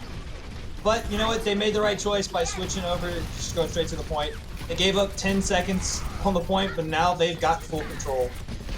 Flying shield from Frost is so low, but it doesn't even matter. Euphoria finds the fire strike straight into the Blizzard Bears, and right now PM Doggy's on a rampage right now. Frost finding 3, and now moving forward, even going into the spot. I don't know about that one, but no one will be able to res this. They have to back up. They've lost so much use spam damage, you can't res that, and you don't have that Bob to keep some space. This could be dangerous.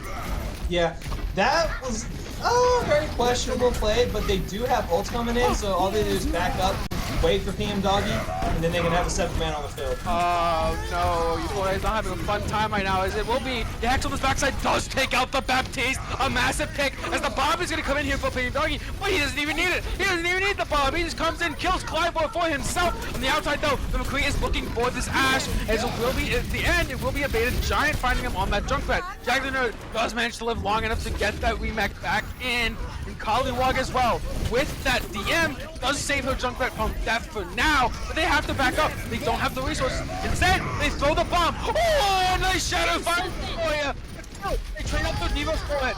Diva mech is gone here. For that Nerd. He's dead as well. The Reinhardt backing up into that immortality field, but it is gone. A Beta Giant looking for the kill. Doesn't press the left click. Doesn't kill the Mercy, but it will be I'm me too. Finding the kill instead. Silent Rise looking for this Junkrat does end up finding him, and it will be Euphoria by themselves on this point, trying to keep it alive for as long as possible, and that they cannot do. 94% is really good though. Yeah, that's just a one-fight win. If they get a sweet team wipe, it's going to be very hard for Blizzard Bears to get that recontest, even with the Lucio. But they have the beat drop, and they also have that Blossom. Silent has got plenty of value with that Death Blossom. Oh, but yeah, Heck has this Junkrat tire as they use the beat to go very aggressive. The Shadow coming out from before, he doesn't really find much. And so will be Clivo taken all the way off the map and dead. But it will be Silent Wraith on the outside. There was no Reinhardt to block that Reaper Blossom, and now they're all dead on the backside. But they can't play this choke for much longer. They've lost their Reinhardt. They don't have the time to speed him back in. If you don't leave now, you could get traded out and lose the end of the fight in the long run. And losing just one fight will cost you this point. That it will. But they are able to get that Reinhardt back. And Hollywog was able to get Mac, but this tire coming in from Drow gets to the Giant not able to find anything right there, and it will be a Heck with a tire of his own, looking for some damage, and that he finds! Two are already dead, and there's no ult to cover the damage, as no one has anything to respond. A clean sweep, an ace coming out here in the final fight of this round, as could easily be the beginning of the end for this map, as the ball going along the left side, trying to touch this point, but he can't. Even without the Shadow, he wouldn't have been able to, and a really clean map around here for Frost. That's exactly what I said. They got to that 94%. You know, most teams are like, yo, let's get to that 99, but the thing about getting to 99 is it'll be OT time, which means there is a little stronger chance. If you get into that 94, 96, and it's a clean team wipe, unless, you know, the tank is the first one taken out, is able to switch over to that ball. But once again, you know, you have to look out for any kind of CC, and there was plenty of CC from Frost, especially with Yak all in the Junkrat. The concussion mines just, you know, knock you back. And then the coach gun as well from PM Doggy. PM Doggy got so much value. You know, there is some quite, you know, even though they were playing hot shot, it's still, I still want to question that choice. But the Symmetra finally coming out again on Night Market, already taking point. Yeah, interesting that Frost is opting to keep on this Ashe Junkrat. Obviously, it's worked for them, but this is one of those maps where Symmetra is so crucial to getting to that point as fast as possible and keeping that control. But right now, they're not going to care. PM Doggy throwing in the dynamite, doesn't quite find anything. All the shields are so low here for Blizzard Bears, and there's no shields for Protect Giant from Jack the Nerd. Spam damage, as right now the bombs are raining in, and everyone's just going so low with this dynamite. They can keep everyone up though. The Baptiste is still alive, but the shields again are so low, and they're missing so much of that damage. But again, Frost cannot push, but the trap comes out of the Claymore. There's no mortality to keep him alive, and that will be the main tank dead. The Symmetra is back, but it shouldn't quite matter. Bob already charged up here. 4 PM Doggy before any ult on Blizzard Bears. Besides that amp wave can be built at all, and this is a clean fight for Frost. Yes, they give it 18%, but they have both an ult advantage and a positioning advantage. Yeah, and once again, just giving up, what, 13 or 18 seconds on the clock? That's not terrible considering what transpired there. Now they have 3 ultimates up, where Blizzard Bears have Bongo, and that's it coming to this next fight. Might think he dropped midway, but not gonna be so much. Wait, he shattered the teleporter, and they already went through it. They just give up the point for free. 21% and counting the Bongo in the backside. Will get taken out very shortly, perhaps. Slide this Joker on the backside. He's already throwing in that tire, but it's going a little staggered on the wall. But he still ends up getting the kill. But this still could end up being the Blizzard Bears' favor. The Bunny Blaster not quite finding anyone just yet. The Shadow comes out, doesn't quite end the fight, but then it actually does end the fight, as it will be the DPS here for Blizzard Bears, cleaning it up. And it was a little bit of over-rotation there for Frost on the front side that leads to them losing the point. I bet Euphoria wishes they had that Shadow back right now. But you know what? It's okay. Now you've got to worry about Wall, Death Blossom, and still the beat drop available because Me Too got taken out by the Riptide. So it's looking good right now from the side of Blizzard Bears. And they have the Death Blossom available. They have the Wall.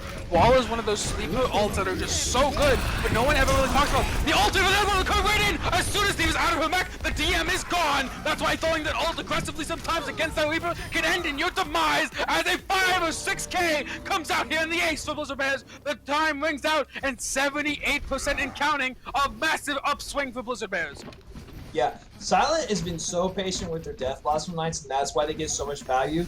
That as soon as that Diva Bomb, I knew exactly what was going to happen. They immediately was like, all right, so I'm going to... Ooh, that's a big pick! That's a massive pick. That's all he's sustained gone. And Heck swapping over to this Pharah here to rain down death from above. The bomb is also available. Finds the one shot on the backside. The Reinhardt's gonna follow through, and the 4K from Yak steals the point as they will be taking it. But still, you're on one fight territory for Blizzard Bears. They only need one fight to retake this, and Jag does not have mech. No, unfortunately, but they technically have the time to reset, but I don't think they're going to now that it's past the time. But finally, Symmetric does switch over to McCree just for the hit scan for the part. But like I was saying, that's one thing Frost. That's one thing both these teams could have took advantage of, was just run this Pharah. Pharmacy is so massive. Ooh, the speed comes out though, but it doesn't quite save them from all the damage. But 2 picks come out here. The Bap is already dead. A boom kill coming out here from Collywog, really showing off their ability to move. As right now, everyone else at the point is falling down, as we will be looking to go into round 3 of map number 5. As right now, it's gonna be a close one. As the overtime will tick down, the soldier is here. He does not even get to touch the point to keep that overtime a ticking.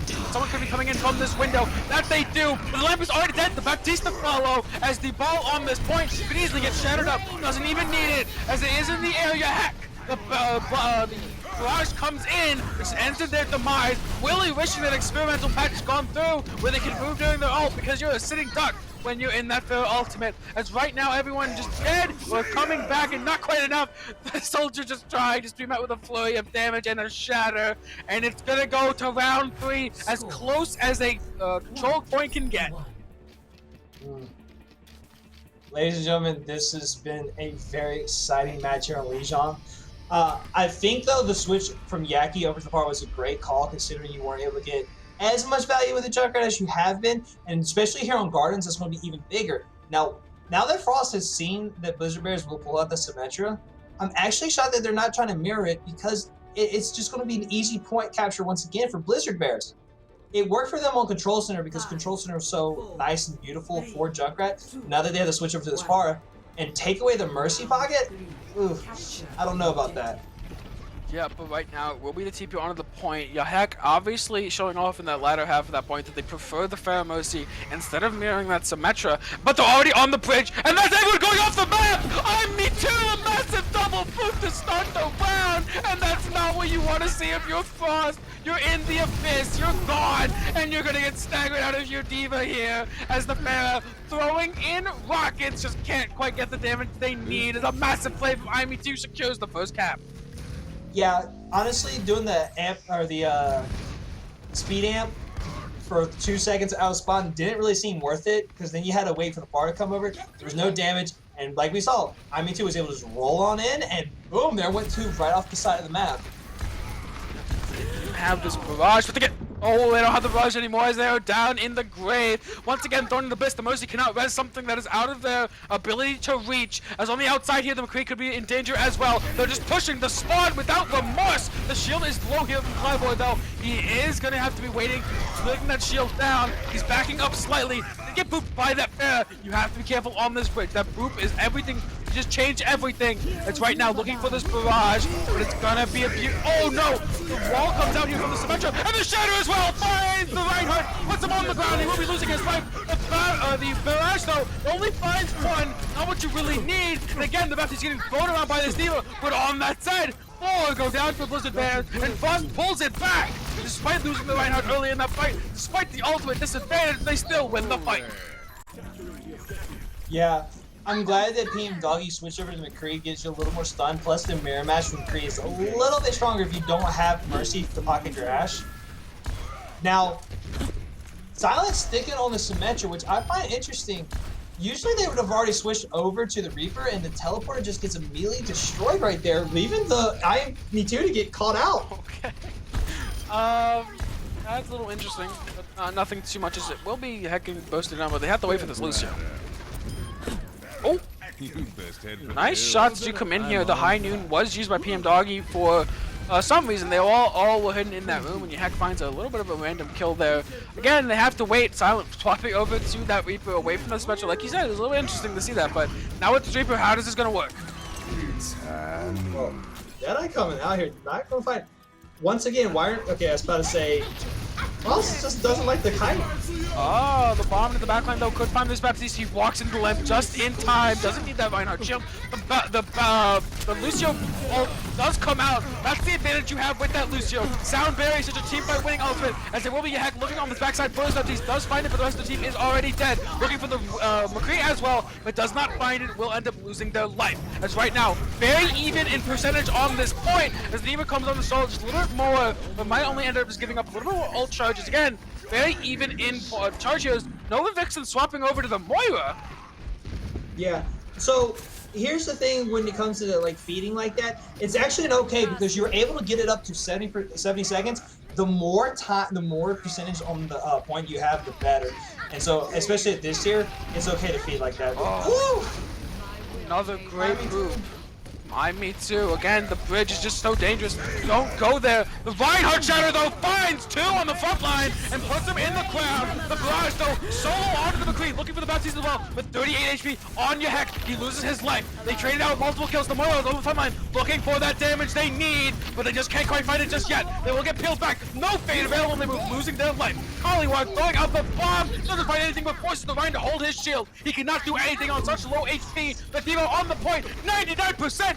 Blizzard Bears looking to take this map for themselves. The Shadow coming up, putting people on the ground. The beat has rolled to stabilize, and now it's just a beaten giant looking in the air, trying to put this bear out of the sky, pushing out of the sky as the High Noon comes out, keeping them off this point. PM Doggy trying to touch with the Tracer, but it's put down by the High Noon as the round and the map is ending right here, tying it back up. Blizzard Bears 2-2 with Frost. Okay, map 7, here we come. The barn is burning, ladies and gentlemen. The barn is burning, and Gizmo is so happy. Gizmo is so happy to have another one under his resume, under his repertoire. You'll become the barn burning specialist, honestly. Can we just do that? Can that be your name, the barn burner specialist? Because honestly, you've been pretty great at it. You know what the more exciting part about this is? I wasn't even supposed to be the original caster for this match. And same thing with Tuesday's match. So you're a good luck charm. You're a good luck charm for the viewers. I must be, but you know what? I do love you, Tranquility, so I will suffer through another one. But hey, you know, at least it's a good one. It's fun. It was a little hectic there. Once again, it seems like whichever team stays a little more calm under the pressure is done better. And I don't know, maybe it's also being down seems like a good thing for them too, because whichever team's been down seems to have more of a burn. So Frost was like had that more of a burn, so they got up. Now Blizzard has the burn for it. And I mean, neither one of these teams are cool right now. They're raging hot. The bear and the what is it? Like a werewolf? Bear. Yeah, no, the Blizzard Bear, but the Frost, like a Frost Wolf. Frost Wolf, okay, yeah. So it's Bear versus Wolf. Something you see in nature quite often, especially where I live in North Carolina. Yeah, I mean, this is an ice matchup, right? It's an ice matchup, but why is it so hot? Why is it so spicy? Why are these two teams that are labeled after ice so spicy of a team? Why is this matchup so spicy? Come on, that's not in character. That's not good role playing. But we'll see what ends up here. Is the Frost, or it could be Permafrost, you don't know, is that stronger than a Blizzard, which is temporary? You know, metaphors, analogies, it's all coming together. All coming together. But you know what? While we're waiting for these two teams to pick the next map. It's been a heck of a map. It's been a heck of a match, and unfortunately for me, because we already know we're going to map 7. Map 9. Map 9. The next map on Hollywood has a potential to draw. You can hear me kind of crying. Which means we couldn't get it. I'm just saying, if we hit the hybrid draw, the escort draw, I mean, come on. Come on. If we hit an escort draw, it's a win for the community. It's not a win for my wallet, but it's a win for community. So I'll be okay giving that $50 up to escort. But here we go to Hollywood. We're going to be seeing that Ashe coming out with the Mercy, no doubt in my mind. I think we're going to see the Junkrat, because Junkrat is actually a very viable character both on offense and defense on all 3 points of Hollywood. Because there's just so much spam damage. It's not like Junkertown where we're so wide open, but even then, we saw Frost get the use out of the Junkrat. So if I'm Frost right now, I'm going back to that Junkrat. They weren't able to find the value they wanted on that Aura. So, like I said, you got to think about who's the hit scan. I think if either team was going to get more value out of the pharmacy, it would have been Blizzard Bears. But you know what? I might have to take my word back on that because Frost's hit scan player, good God, PM Doggy. You gotta contest PM Doggy, and they were just contested there on Legion Tower.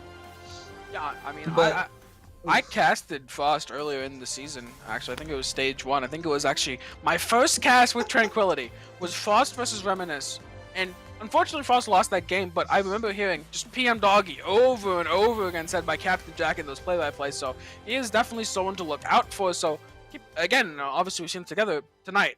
It's definitely something to look out for. But we're moving into map 6 here. Yep, like it was said, it is Hollywood again. Ash, Junkrat.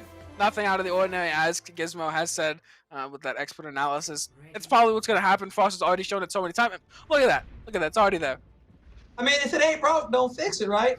And Captain Jack, I don't appreciate the spam. This mine give Gizmo map 9. Oh boy, I mean, Captain Jack loves me. Captain Jack does in Clearly. fact love you a lot. He did just get back from vacation, so he's like, it's not my job. I get to sit back and enjoy him suffer. Hey, but you know what? He'll get to suffer while the kids are sick, from what he told us in chat. Oh. So have fun with that, because I don't have kids yet. Okay, well, we've just turned a little bit of we just turned a little bit of a little bit of toxicity there, but it's fine. We're gonna keep on going with it there. As a little bit of friendly banter between production staff is nothing new. So right now, we'll be Frost moving Frost on the defense here again with that standard setup they have. As Blizzard Bears is going to go with a little bit of a different approach. They're going to try to mitigate that spam damage by going through main right now, just pushing up. Just going up to the high ground as well. Very standard rotation so far. Haven't taken much spam damage. Heck, only at 20. Okay, I was gonna say that he spiked up to 20% as at 35, 40. Okay, stop. Yeah, heck, stop, please. I'm trying to count here. As it will be Silent trying to back off here. They will be going super aggressive on this backside though. Collywag looking for the kill, but instead it will be I'm Me Too losing his life. As it will be everyone is searching and trying to kill PM Doggy, but they can't quite do it through this pocket. Reaper trapped on that point, gonna be in danger, but doesn't lose his life. Finally, PM Doggy goes down, and on the frontline Euphoria, all the peel was for PM Doggy, none of it was left for the Reinhardt. As the charge coming in here, stopping the Residence tracks, but the trap comes out and Clyboy does not put up that shield. As right now the Baptist on high ground does get booped right back up. Oh, a massive full tire! 3 from your heck saves the point! It's a 2v1! Who will clutch it up? Will Silent get the double kill? No, he will not! It will be a 4K from your heck, keeping them in this fight, only giving over a tick. Okay, so right now, if I'm Blizzard Bears, the only thing I would change up is, like I said, you want to split into a 4-2 because the more you're grouped up, the quicker Yaki or whoever is on Junkrat gets their ult, and that just costs you from getting that objective. You did get a tick and a half. You got ults for this fight, but you could have just had it in one go and had so much time on the time bank. Yeah, and again, a little bit of a charge here on his high ground, trying to prevent PM Doggy from getting the value, but look at that dynamite! Hits 4 people, and everyone's burning! The Bob is alive, but PM Doggy can't throw him out! They cannot summon his trusty Butler, and it will stay the 6v6 that it is from normal, as Silent Ray does find the Reinhardt on the backside. The Junkrat is now on the ground! Yeah, cannot carry from this position, it would seem! He's getting chased down by Clyboy, and he will lose his life, as the Diva dies as well. Will be borrowing to keep himself in the back, but only gives over more ult charge. 600 HP goes down almost instantly, and now we'll be taking the first point a little bit later than expected after your heck pulls out that massive tire, but still, nonetheless, you cap the first point. Oh, the spams just keep coming in chat. But I'm not really happy with Jag's decision to waste the bomb right there. You did kill like 2 seconds off the clock, but it's not worth it here on a hybrid map. You want that bomb coming into this next fight because you have Euphoria Shatter, and we saw a Shatter Bomb from Blizzard Bears. It does work, folks, still, because no one's going to be super here. No one's going to be able to rotate, and oh, that's a big hit coming in from PM Doggy.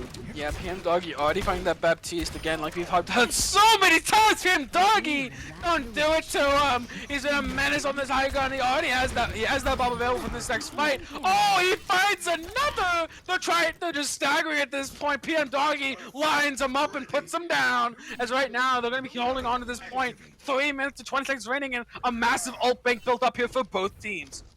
Yeah, so here once again, they have this high ground, they have the whole team there. You're going to want to steal the high ground from them, but here's how you do it. You split up into that 4-2, but they're going to stay together, and you know what? Yaki's got Riptide. This is already a one fight for Frost, as long as no one accidentally falls down, or they don't over-ultimate. And Blizzard Bear is already losing too there. The spam damage is just too much. Clive manages to take out your heck, but it's just not enough to swing the fight. The res will instantly come in. It's back to that 6-man squad on the high ground here. For Frost, they're holding on tight as 2 minutes to go. They had kept all their ultimates. They only got out the Baptiste ult, but the Kuroski is getting closer and closer to the Valkyrie. Okay, so another thing Blizzard Bears need to do, instead of trying to rotate to that backside, right here what they're doing, they should just rotate underneath and push the cart, force someone to drop down, and then you take them out. Could be a very interesting strategy. Looks like they're still going for it. And Bob is not the person you're going to assassinate. It's 12,000 or 1,200 HP on that character, as it will be Me going for a little bit of a ride in the air there, will be losing his life as PM Doggy's looking for the chase. He's going to the backside. He sees the Baptiste on point by themselves, is looking to take him out. Doesn't quite do it just yet, looking for the McCree, stopping them from getting onto the outside, as this Reinhardt's burning to death with no one to heal him. Does get the lamp just in time. The Hainu comes up, but there's no shield available. He killed the Baptiste, but the res will be coming in right after. As it's a very split fight here for Blizzard Bears, and there's no way they could really go. As right now they're just kind of walking in, losing people on rotates, and then having to walk out or just stagger out and die. Yeah, like I was saying before, if they want to take this high ground, first of all, they need to rotate underneath, force someone to jump down, and then as people keep coming down, you have one or two take the elevator shaft on the right side to come up, and then you force PM Doggy either to use their coach gun to escape, or to take the 1v2, because they will have that mercy pocket, but if you have someone with you, it's going to be an easy win. And right now, you still have these ults available. Where are you going to use them at? This kind of spam composition can get a lot of picks without using any ultimate, so the onus is on the Blizzard Bears to use their ults in such a way to create space and go on the aggressive. That's not how you do that. The Shadow going straight into the shield of Euphoria, as the Shadow response finds 2-3, much more massive than the Shadow of Clivor, as it looks like this could be a hold on second. As 50 seconds and counting, they used so many ultimates and they didn't find anything. Yeah, and this stagger coming here on Koe, that's massive for Frost. Yaki has Riptire for this next fight. PM Doggy will have Bob.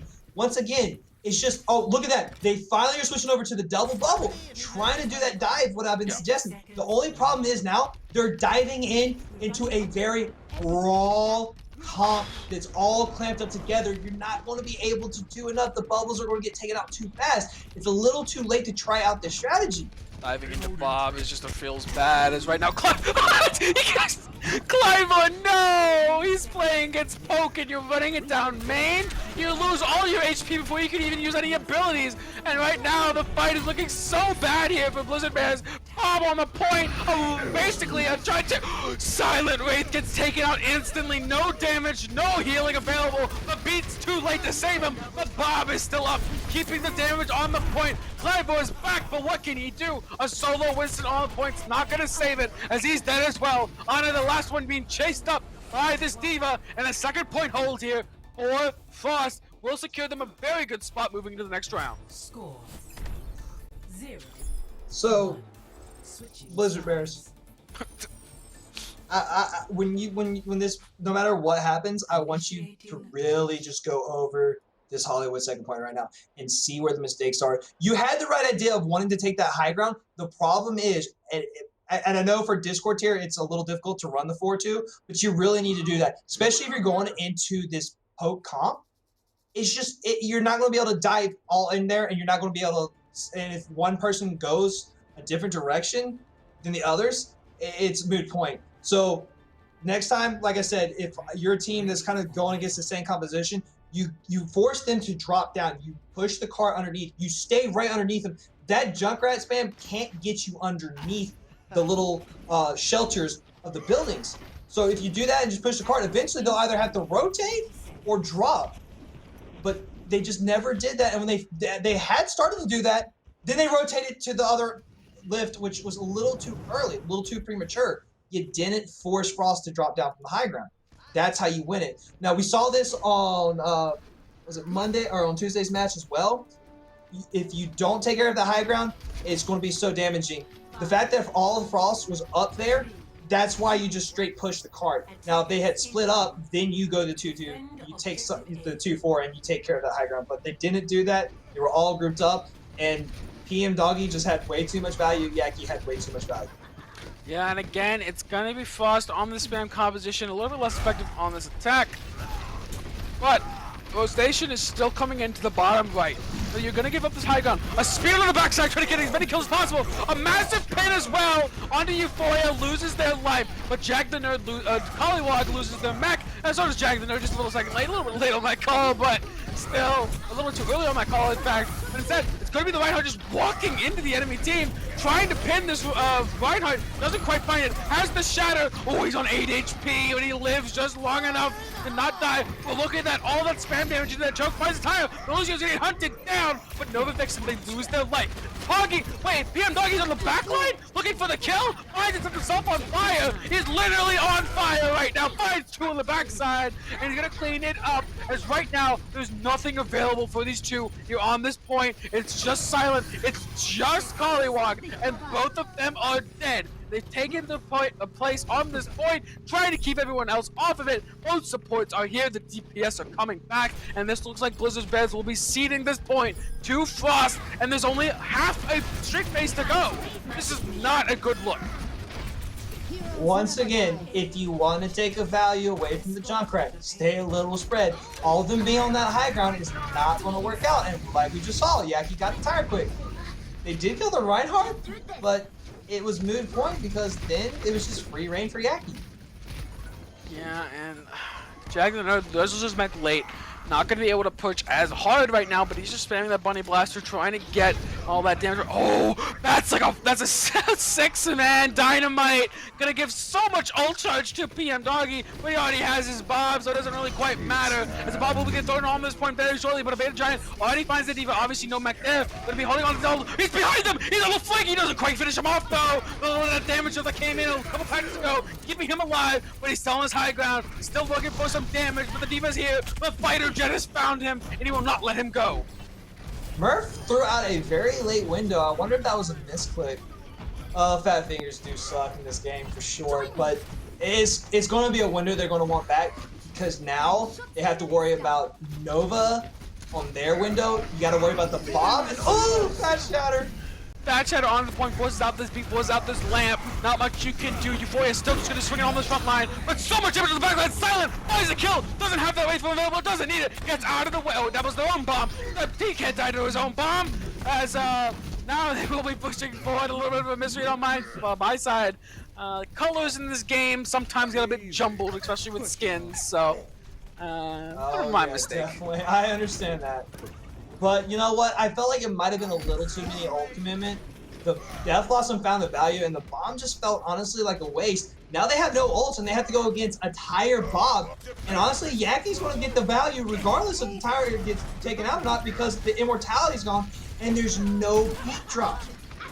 There's no ult here for Blizzard. Abated. He's trying to push to that ult as fast as possible. Bob is thrown to this card to put some pressure to drop down. This Baptiste is going to lose his life. He's alone up here. No immortality to speak of. Silent finds the kill on the PM Doggy, but it won't quite matter. The tire finds the Lucio. That speed is gone, and they're just sitting ducks, waiting to be taken out. As right now, everything is just going the way of Frost. As Shadow coming to the point hits nothing, but doesn't quite matter. They're still winning the fight. The bomber to the point will secure their cap. As right now, the Doomfist can only search for so long as Frost freezes the Blizzard Bears and takes this third map. Gonna be 3-2 here for the side of Frost and a massive swing in this series. Yeah. What a great play from Frost. Just absolutely dominated the high ground. And look, they did what I said. They kind of spammed up, had someone focused on the spam damage, and they were able to have 3 people flank up on the elevator. That's what Blizzard Bears need to do. When you know the whole team's up there, you got to take it. It's simple geometry. You got 1 point here, you got 1 point here. These two are the teams, right?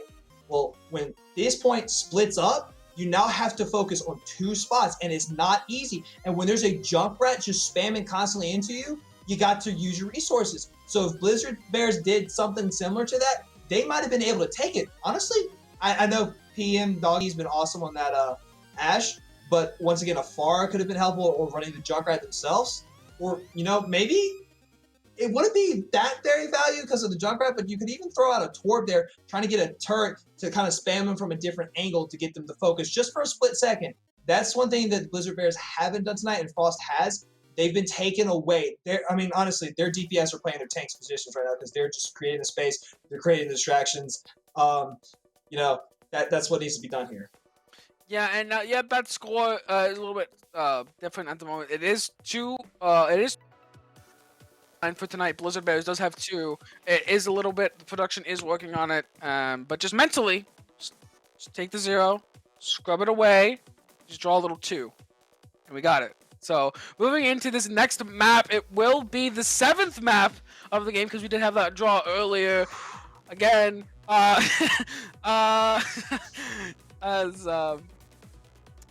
we will move into the 7th map of the game. Gizmo's very happy to go to map 8, right, Gizmo? Woo!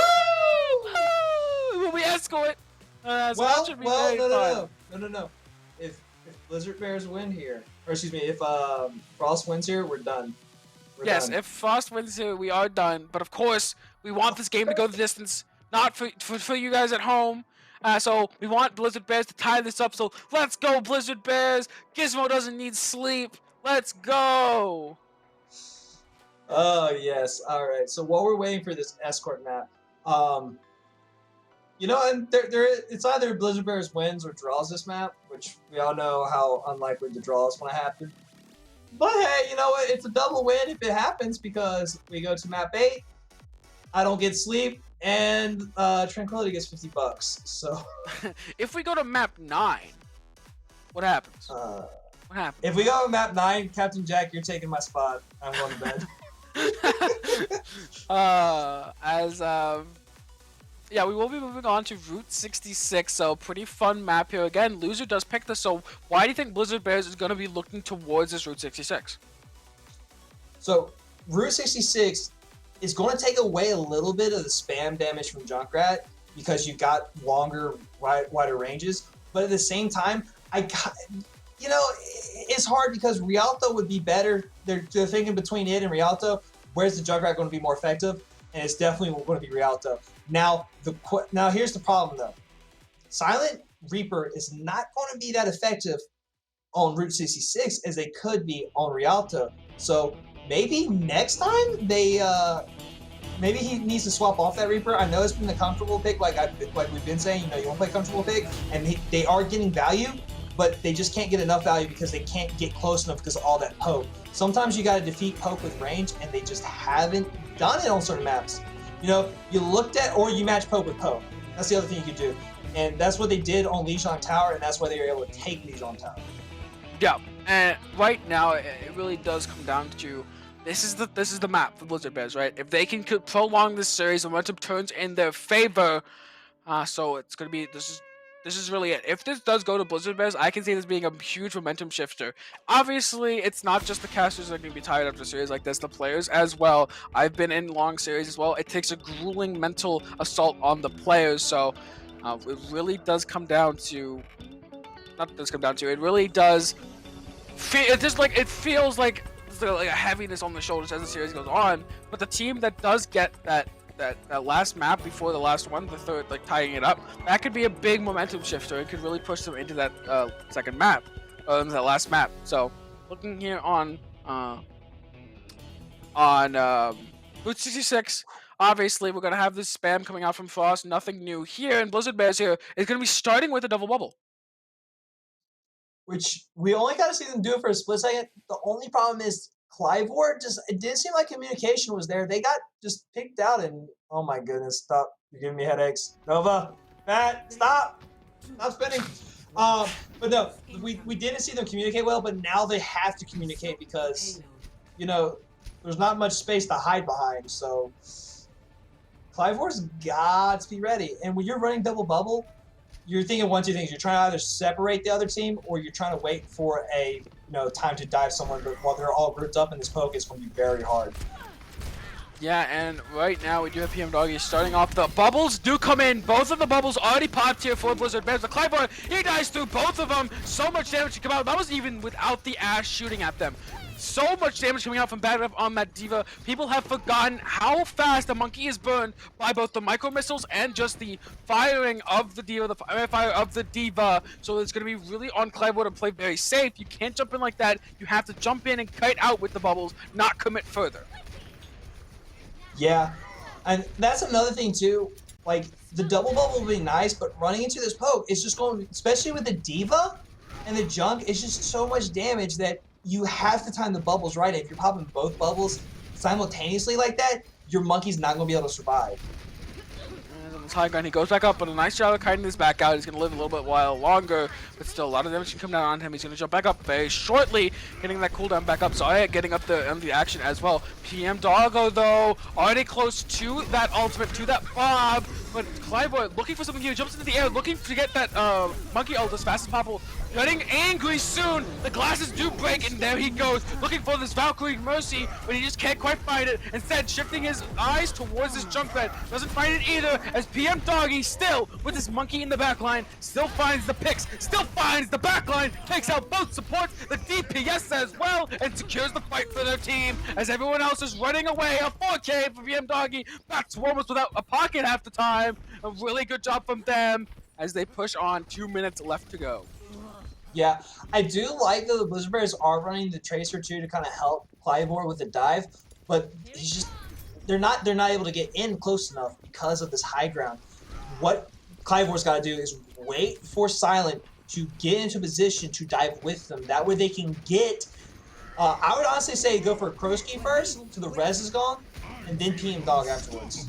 Yeah, and the Nano coming down onto Clyboy, and this backside already 60% to his next ultimate, but he's super low. He does get a little bit of healing right there, but he's taken out by Fat Dragon as PM Doggy. The Bob with that aimbot does take out two. Both DPS are gone, and more to follow. This is looking like a good hold here from Frost as they hold on to even more crucial ultimates as well, and there doesn't look like to be a hope in sight for Blizzard Bears. No, it doesn't. Although I do like the switch up to Echo. Unfortunately, though, running Ana Zen isn't going to be very helpful. Even though this was like a very popular comp, PM Doggy's just been so huge on this Ashe. I don't know how much a Beta Giant's going to get with the Echo. Yeah, it's going to be difficult to see into PM Doggy, who we know can hit his shots, but you have this trans, you have this grab, but the only thing you can do, if you throw this grab to high ground, you have to be able to follow it up. Do not waste this grab in a location where like, oh no, the trap under the Ana is massive. You don't have so much of that healing. The tire goes out of the point, doesn't find the monkey. He does have his primal rage, pops it instantly. They find the Mercy, they're already dead. The Junkrat to follow. The Silent does get taken out though by PM Doggy, but everyone should be on top of him. PM Doggy, how are you doing this? How are you fighting two in such a fight? The Shadow comes out though, but through that trans, you're not killing that monkey. But after the trans expires, that's all game. As Diva on the point does drop the bomb, it doesn't find anything quite yet. Gone, Peter Doggy. The Echo's looking for the kill. A Beta Giant winning the duel once again. As now looking to push this point in. The Diva is discorded and gonna be taking so much damage. The Junkrat back on this point, but this Echo should be untouchable as no one can really take them out. The Mercy though, looking with that Valkyrie for that res. PM Doggy is back. Was resed up by that Mercy. No res available now. The Valkyrie on the point though. The Zenyatta is dead. The Reinhardt taking so much damage. The Pulse Bomb going wide, but he's discorded and he will be losing his life. As the Mercy in the air coming out of the Valkyrie is gonna be very, very in danger. The Lamp coming down on the point from this Baptiste. The swap onto the Baptiste as right now it will be Bad Rep going down as well. The fight going longer and longer in the favor of Blizzard Bears, and they win this first point. They're going to be moving on to the second. It's right now coming to a miracle road ahead of them for Blizzard Bears because they just got into OT time. That's not what you want, especially here on Route 66. Usually the first point is so attainable, so easy, but for us, just defense has been unstoppable because of PM Doggy just getting those off angles, getting way too much value on it. Has Bob. And honestly, the stalls that came in from Frost, I almost thought it long enough for him to come back in with Bob. Yeah, and this point is yesterday what we saw one of the most unfortunate C9s I've seen in some time. Hoping the history does not repeat itself, as it will be Clivo going in, doesn't have the ultimate quite yet. Thought he could build it up in time, but doesn't. 5% off and he loses his life. It's now time for Elizabeth to run, get away, but PM Dog is not gonna let them. He coach guns back up, and now Echo tries to run away, but you're not getting away to be a giant. You will lose your life to PM Doggy. Yeah, but you know what? It's okay. They still have copy. Now Clivor has Rage Monkey, so they can get a huge ult factor coming out. If I'm a beta giant, I'm looking to copy the Reinhardt because I want to get that Shadow or the Diva, because if Clivor's smart, they will go into that Rage Monkey and knock the Reinhardt around so the shield can't block for Diva Bomb. A good job here to put the nano onto the monkey and not popping the Primal Rage immediately. Oh, Beta Giant swaps over to the Ashe, takes out both PM Doggy and his pocket, showing I can play Ashe better than you, but only when I'm playing a different character entirely 90% of the time. So a really good job there from Beta Giant trying to flex, trying to show some dominance, and that he does. But look at Frost Ultimates coming in this next fight. This is a really good retake for them. Very, very huge for them. The only thing is Frost has pretty much all their ults available for this last fight, so as long as Euphoria doesn't get caught out early, it could be a nice, easy little victory, but the Rage Monkey will keep him in that tunnel. If the power does come out though, Clivo doesn't pop that ultimate in time, and even if they did, they would have been checked out so hard, I don't think it would have mattered. You have to reset right now, 26 seconds to go, 24, you cannot stagger this out, you cannot stall this out, you have to run, you have to die, get back in that spawn for this next fight. You're going to be against 3 ultimates, you got it the Tire, you got it the Valkyrie, that's good enough. Yeah, the only thing is the shatter. No, you can't the die this bomb. late! Oh, that's not a good stagger. Those at 2! Oh, he gets the trans out just in time. He's gonna be running to this point, trying to keep them alive. Someone was low on there, so forcing no eviction to throw out the immortality field. But the Zen is out of trans, gonna have to hide from this bomb, and that he will not be able to do. Oh, just in time. Oh, 3! 3 coming out to the side of Blizzard Bears. They managed to turn this around, despite their honor going down early in that fight. Euphoria thought was not gonna let it go down without a fight. The Echo is dead. The Baptiste is cleared up, and on that high ground is going down as well. But right now, it looks all in the favor of Blizzard Bears, and again, a miracle overtime push. Despite being down numbers, despite being on the stagger, they still managed to break the point and extend the time. Yeah, Blizzard Bears just going down the Yellow Brick Road to the wonderful land of Oz that is map 8. Please, please, Blizzard Bears, do it for the community. Win this map so that way we can see a map 8. I know I've been saying all night I don't want to see it, but you know what? Just At for this you point, guys, just I will do it. survive it. I will survive it. This Gizmo has given up. He's conceded. He has parlayed with the community, and he has come out defeated. As right now, the Blizzard Bears are looking to take this, finish this map out and try and secure a victory here to go onto map 8. But again, it still has Frost attack. But for right now, get as good as you can. Running up here, you just put the nano straight on the Clive.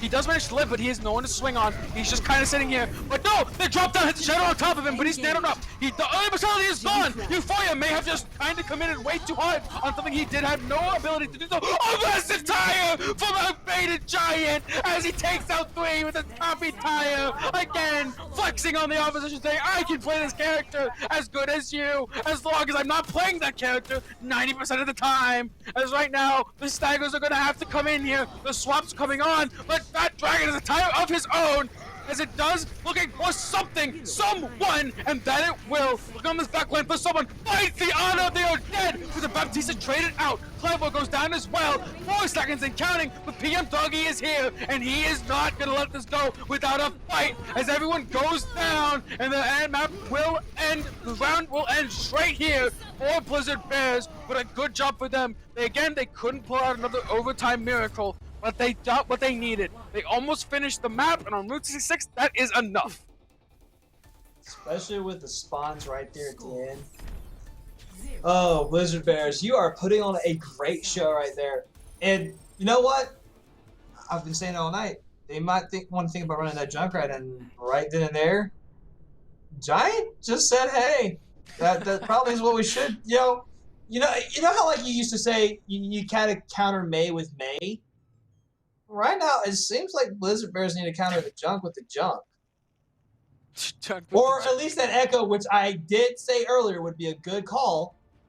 And whoop, the moment they switch over to Echo, they grab the first point, they grab the second point, and they pretty much had the third point. So, Yep. If I'm Beta Giant, I might be sticking on that Echo. Yeah, right now it's looking here again. We're gonna see very similar composition, except I'm looking at a Beta Giant on that Ashe. I don't actually like this. I don't want to say this. You don't have that Mercy to pocket, and I think you were getting so much value on something like that Echo or like even the McCree, for example, that I don't even know if you want to swap like this. But it seems that is what they want to do, as it will be Fat Dragon looking instead. For the first time, we have not seen him on this Junkrat. Instead, looking towards this Echo. Sorry about that. Oh, the map 7 has just cursed my esophagus. Good old map 7. Alright, but you know what? Fat Dragon finally not playing the Junkrat. This will be interesting to see how they do with the Echo. Now, Kronsky actually has 2 targets to damage boost. This is going to be a hard decision considering Fat Dragon has to deal with a Giant on the Ashe.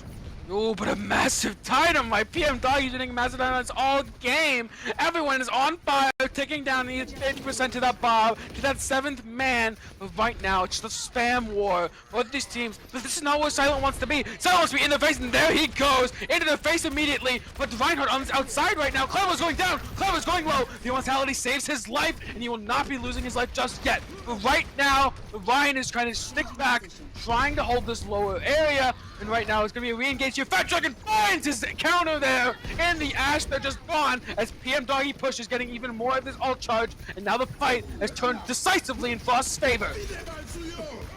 Yeah, the fight continues on. Ant Matrix coming out from Marth, and actually not a bad one because it's kind of solid, but unfortunately, Euphoria got Clover on the side.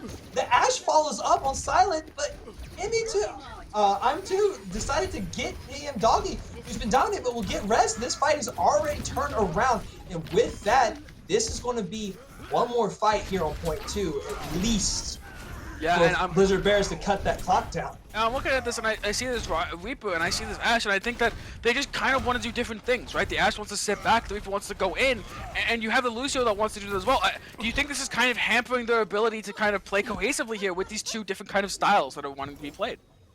Definitely, if your DPS aren't matching up, it's going to be a little difficult, but here comes the Bob, and the Shatter doesn't find anyone. Oh, the Shatter, the fights too for the side of Clive. The beaters want to keep them in this fight. The Immortality a little bit late, but a counter. Oh, the copy is coming out here for the Echo. Fat Dragon looking for the Shatter of his own. Trying to throw out the Master Shadow, but he cannot do it. He's going to 50 HP. He's out of that copy. He's on fire. He burns away. And again, Blizzard Bears secure a final fight, a final hurrah to save this point. 1:40 and ticking now, and no ults for Frost. And there's going to be at least a couple of neutral fights to go.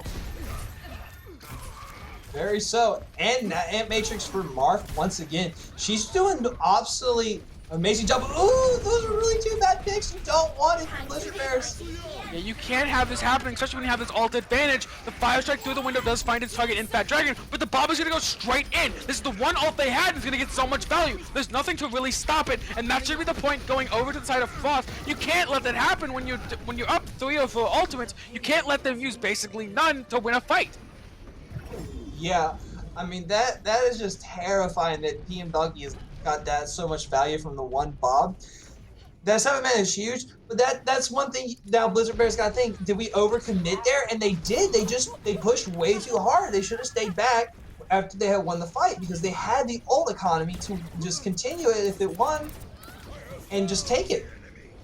Yeah, and right now, you have to go aggro with this grab. You cannot let Frost get the space they need. You have to push in. You have the Graviton Surge. Obviously, don't throw it out willy-nilly, but you can obviously outplay this Diva if you are Collywog. As right now, PM Doggy finds a baited. He throws at the Bob goes in, but he's just dead. He's coach-gunned off the map. As right now, Fat Dragon finds 2 in the back, gets traded out as I'm me has gone on to this Mercy to try and get the res off. The Baptist in the back line burning down, doesn't end up dying as Kala looking for some damage on this backside. Silent Raid does pop his ultimate, does get the kill. They secured this fight almost.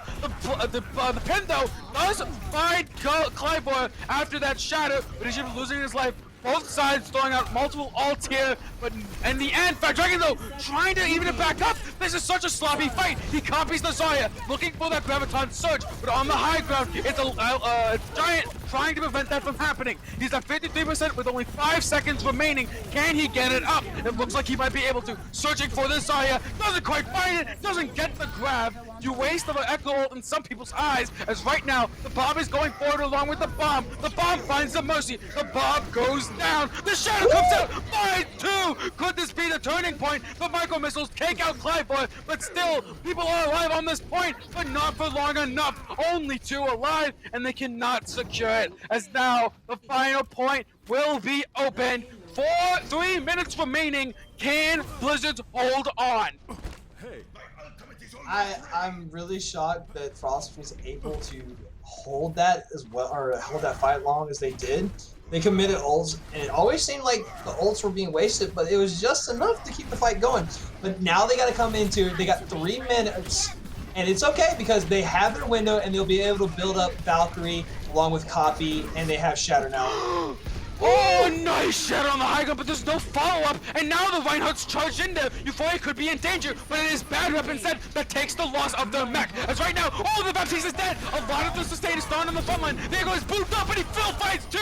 Oh, my Fat Dragon is just a Fat Shadow on this point, and then we're pushing to end this map. There's only one more fight to go, and you have this Bob. It comes down to this, folks. This could be the end.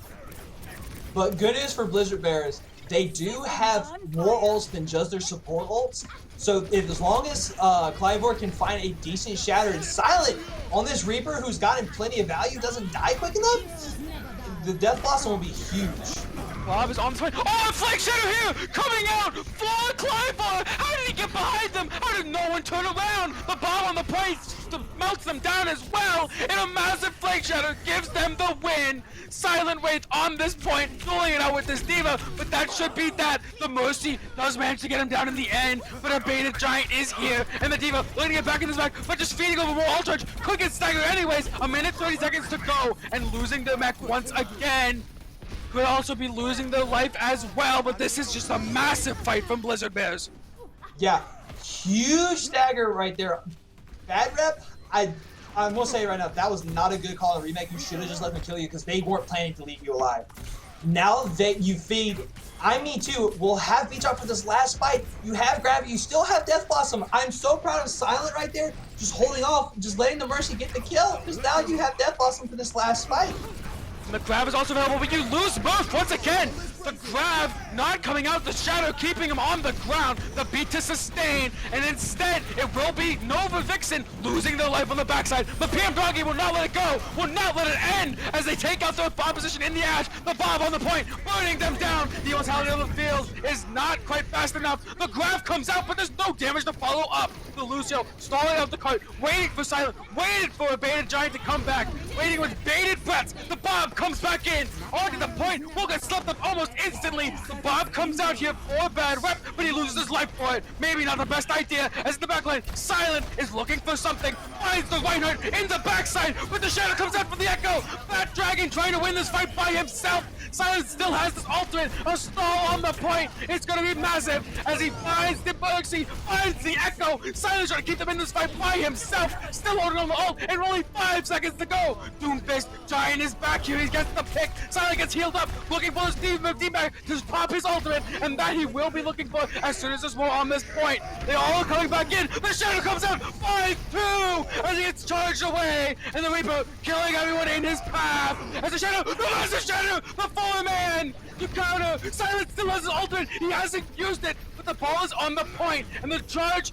Fire Strike comes out to get the kill. The Doomfist on the point as well, though, looking for this Lucio. He cannot quite find him. He's going to be burnt down on this point. Silent's coming back. Clivor is going to try to touch on this Diva, but Silent TPing behind, looking for something, looking for anything, looking for the Lucio. He finds 2! He's trying to keep them in it all. As the soldier gets the health pad, keeps himself alive. He will lose his life through Euphoria, but it looks like the point is going to come in. The Moira on the point loses their life. No fate available. The Doomfist coming in as my voice gives way. Gizmo, take over. The fight, being dropped right. Me Too, keeping this Blizzard like safe alive. but it's not going to be. It's going to be enough. Minefield comes out from Collywog. It might just be what Blizz Bears need to get this 7th match to go to the 8th, but the Shatter comes out, finding the Lucio. Euphoria absolutely not getting taken out quick enough. It just doesn't seem like this miracle chance for Blizz Bear is going to happen, but the staggers keep coming in left, right, and all over. I can't even keep on myself. What is happening? The Diva Echo comes in. The copy onto the Diva. Gonna be getting the bomb as soon as possible. PM Doggy with the tech visor. Gonna be getting the kills they need. The Doofus don't finds none. Except he finds PM Doggy with the bomb. With the punch. He finds 2. A beating giant finds 2. The Lucio still on this card. Silent. Looking to get some kills. The waveform active. Will be taken out very shortly though. But he's alive. This fight has gone on for so long. I'm sure the spectator delay is probably caught up by now. The Echo in the back line. So low. The Reinhardt going down. Reinhardt going 1 shot. But the Coalescence here. For Nova Vixen keeps them all up. The Lucio's down! They've lost it for the bomb on the backside! Could be massive! It finds Nova Vixen! They've lost their healing! The vines are on the point for better fights too! And the Diva goes in at the fight! So staggered! So lost! In the end, it just ends with the Blizzard Bears tears as Frost freezes their opponents to death! And now, 4-2 for Frost with one of the craziest final fights I've ever seen, ever casted, ever witnessed! Oh my! Ooh, my God, I can feel my breath just depleting as you were just going on with that fight. Like, you know what though? It was a great attempt. It was a great attempt from Blizzard Bears. I think the only thing that really cost them that was how long Silent was holding on to that Death Blossom in there. After that Shatter had came down, he was in perfect position to pop it to do the damage, but the Reinhardt survived way too long, and then the Staggers just kept rolling in and rolling in. I'm gonna be honest. I was just when I just had this huge grin on my face the entire time because that was incredible. I would have loved to see Blizzard Bears win that, but like you said, Silent just holding on to that for so long. I was like the entire time I was like, when is he gonna use it? When is he gonna use it? When is he gonna use it? And it ends up happening. He uses it. He gets too cool, but it's so staggering of a fight when you could have ended the fight much earlier.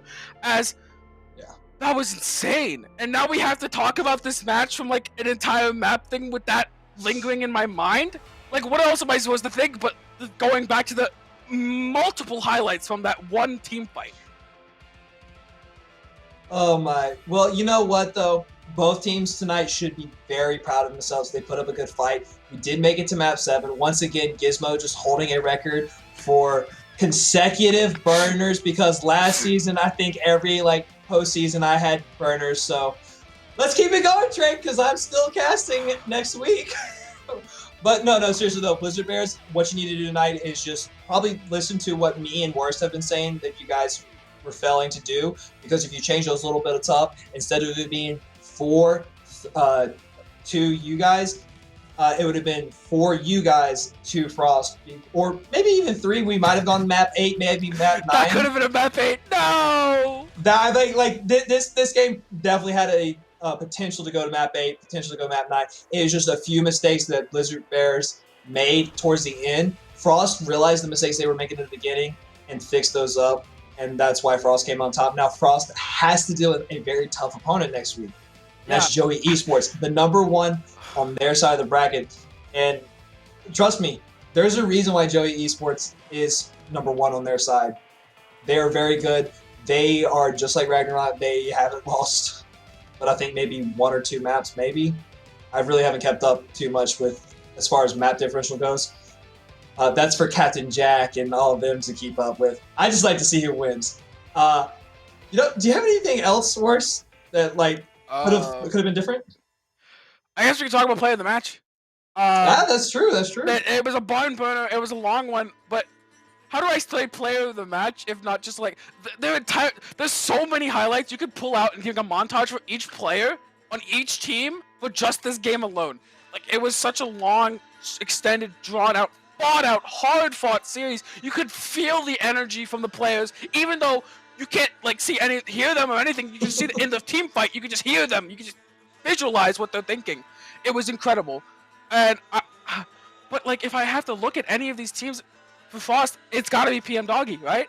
Yeah. So many of these definitely. team fights. So many of these team fights. But I want to preface this. I could give player of the match to literally anyone on that team. Literally anyone, and it would be a correct opinion, a correct choice. There is no one choice but PM Doggy to me because I had to say his name so dang much. But the thing, but I want to give it to Fat Dragon, but he also shared time with Yahut, and he also played well on Junkrat, so Frost is the MVP. Frost is the MVP, guys. I got it. Frost is the MVP. Frost / Junkrat definitely the MVP. Here. Junkrat is the MVP. I mean, honestly though, like you said, PM's the one we said the most, but I'm gonna have to give it to the supports, man. Yeah. The supports were doing absolutely Definitely fantastic valid. job. It was just a few ult differences that made or broke each fight. For instance, Marth had a few windows that were a little questionable. Like I said, I think they were ready just to up and gun as soon as they popped the window. But you know what? That's just stuff to work on. So I'm going to give it to all the supports tonight because they did a fantastic job. Because without the supports, that last fight would not have lasted as long as it did by any means, even with the stall characters they came out with. I mean, because people were just getting melted because you had Junkrat, you had Doomfist, you had Reaper, you had Echo, you had Soldier, you had all the DPS to put out so massive damage so quickly. The supports just kept them alive. And, you know, the DPS realized that that's why we saw a solo tire for an Ana from Frost, which actually is what kept Blizzard Bears from getting that third point. I just think that was an incredible series. And if you are Blizzard Bears, if you are exiting right now, yes, it's an unfortunate ending. That's not what you would have wanted, especially with a team fight like that. But you have to look forward to the future and as a team. And I think you please keep this core together. Please keep this team together. We want to see you back. We want to see this again. We want to see another Barn Burner cast with me and Gizmo with you again next season. So please do consider, unless real life gets in the way, please do get that. But Frost will move on to play against Joey Esports. But please, thank you everyone. I have been Worstcaster Play with. I've been joined here by Gizmo and Analyst. We have been joined by a plethora of producers, replay men, and observers. So please shout out to all of them. Juke, Myth, Booth, Laggy, and Doy. You are the real MVPs in the backside, keeping production and the magic afloat. So thank you all for that. But again, thank you all, and have a good night. Anything you want to say, Gizmo, to end? Love you, Trank. Look forward to seeing you guys next week when we're finally in past the wild card. So for those of you who didn't have to play this week, y'all better be ready.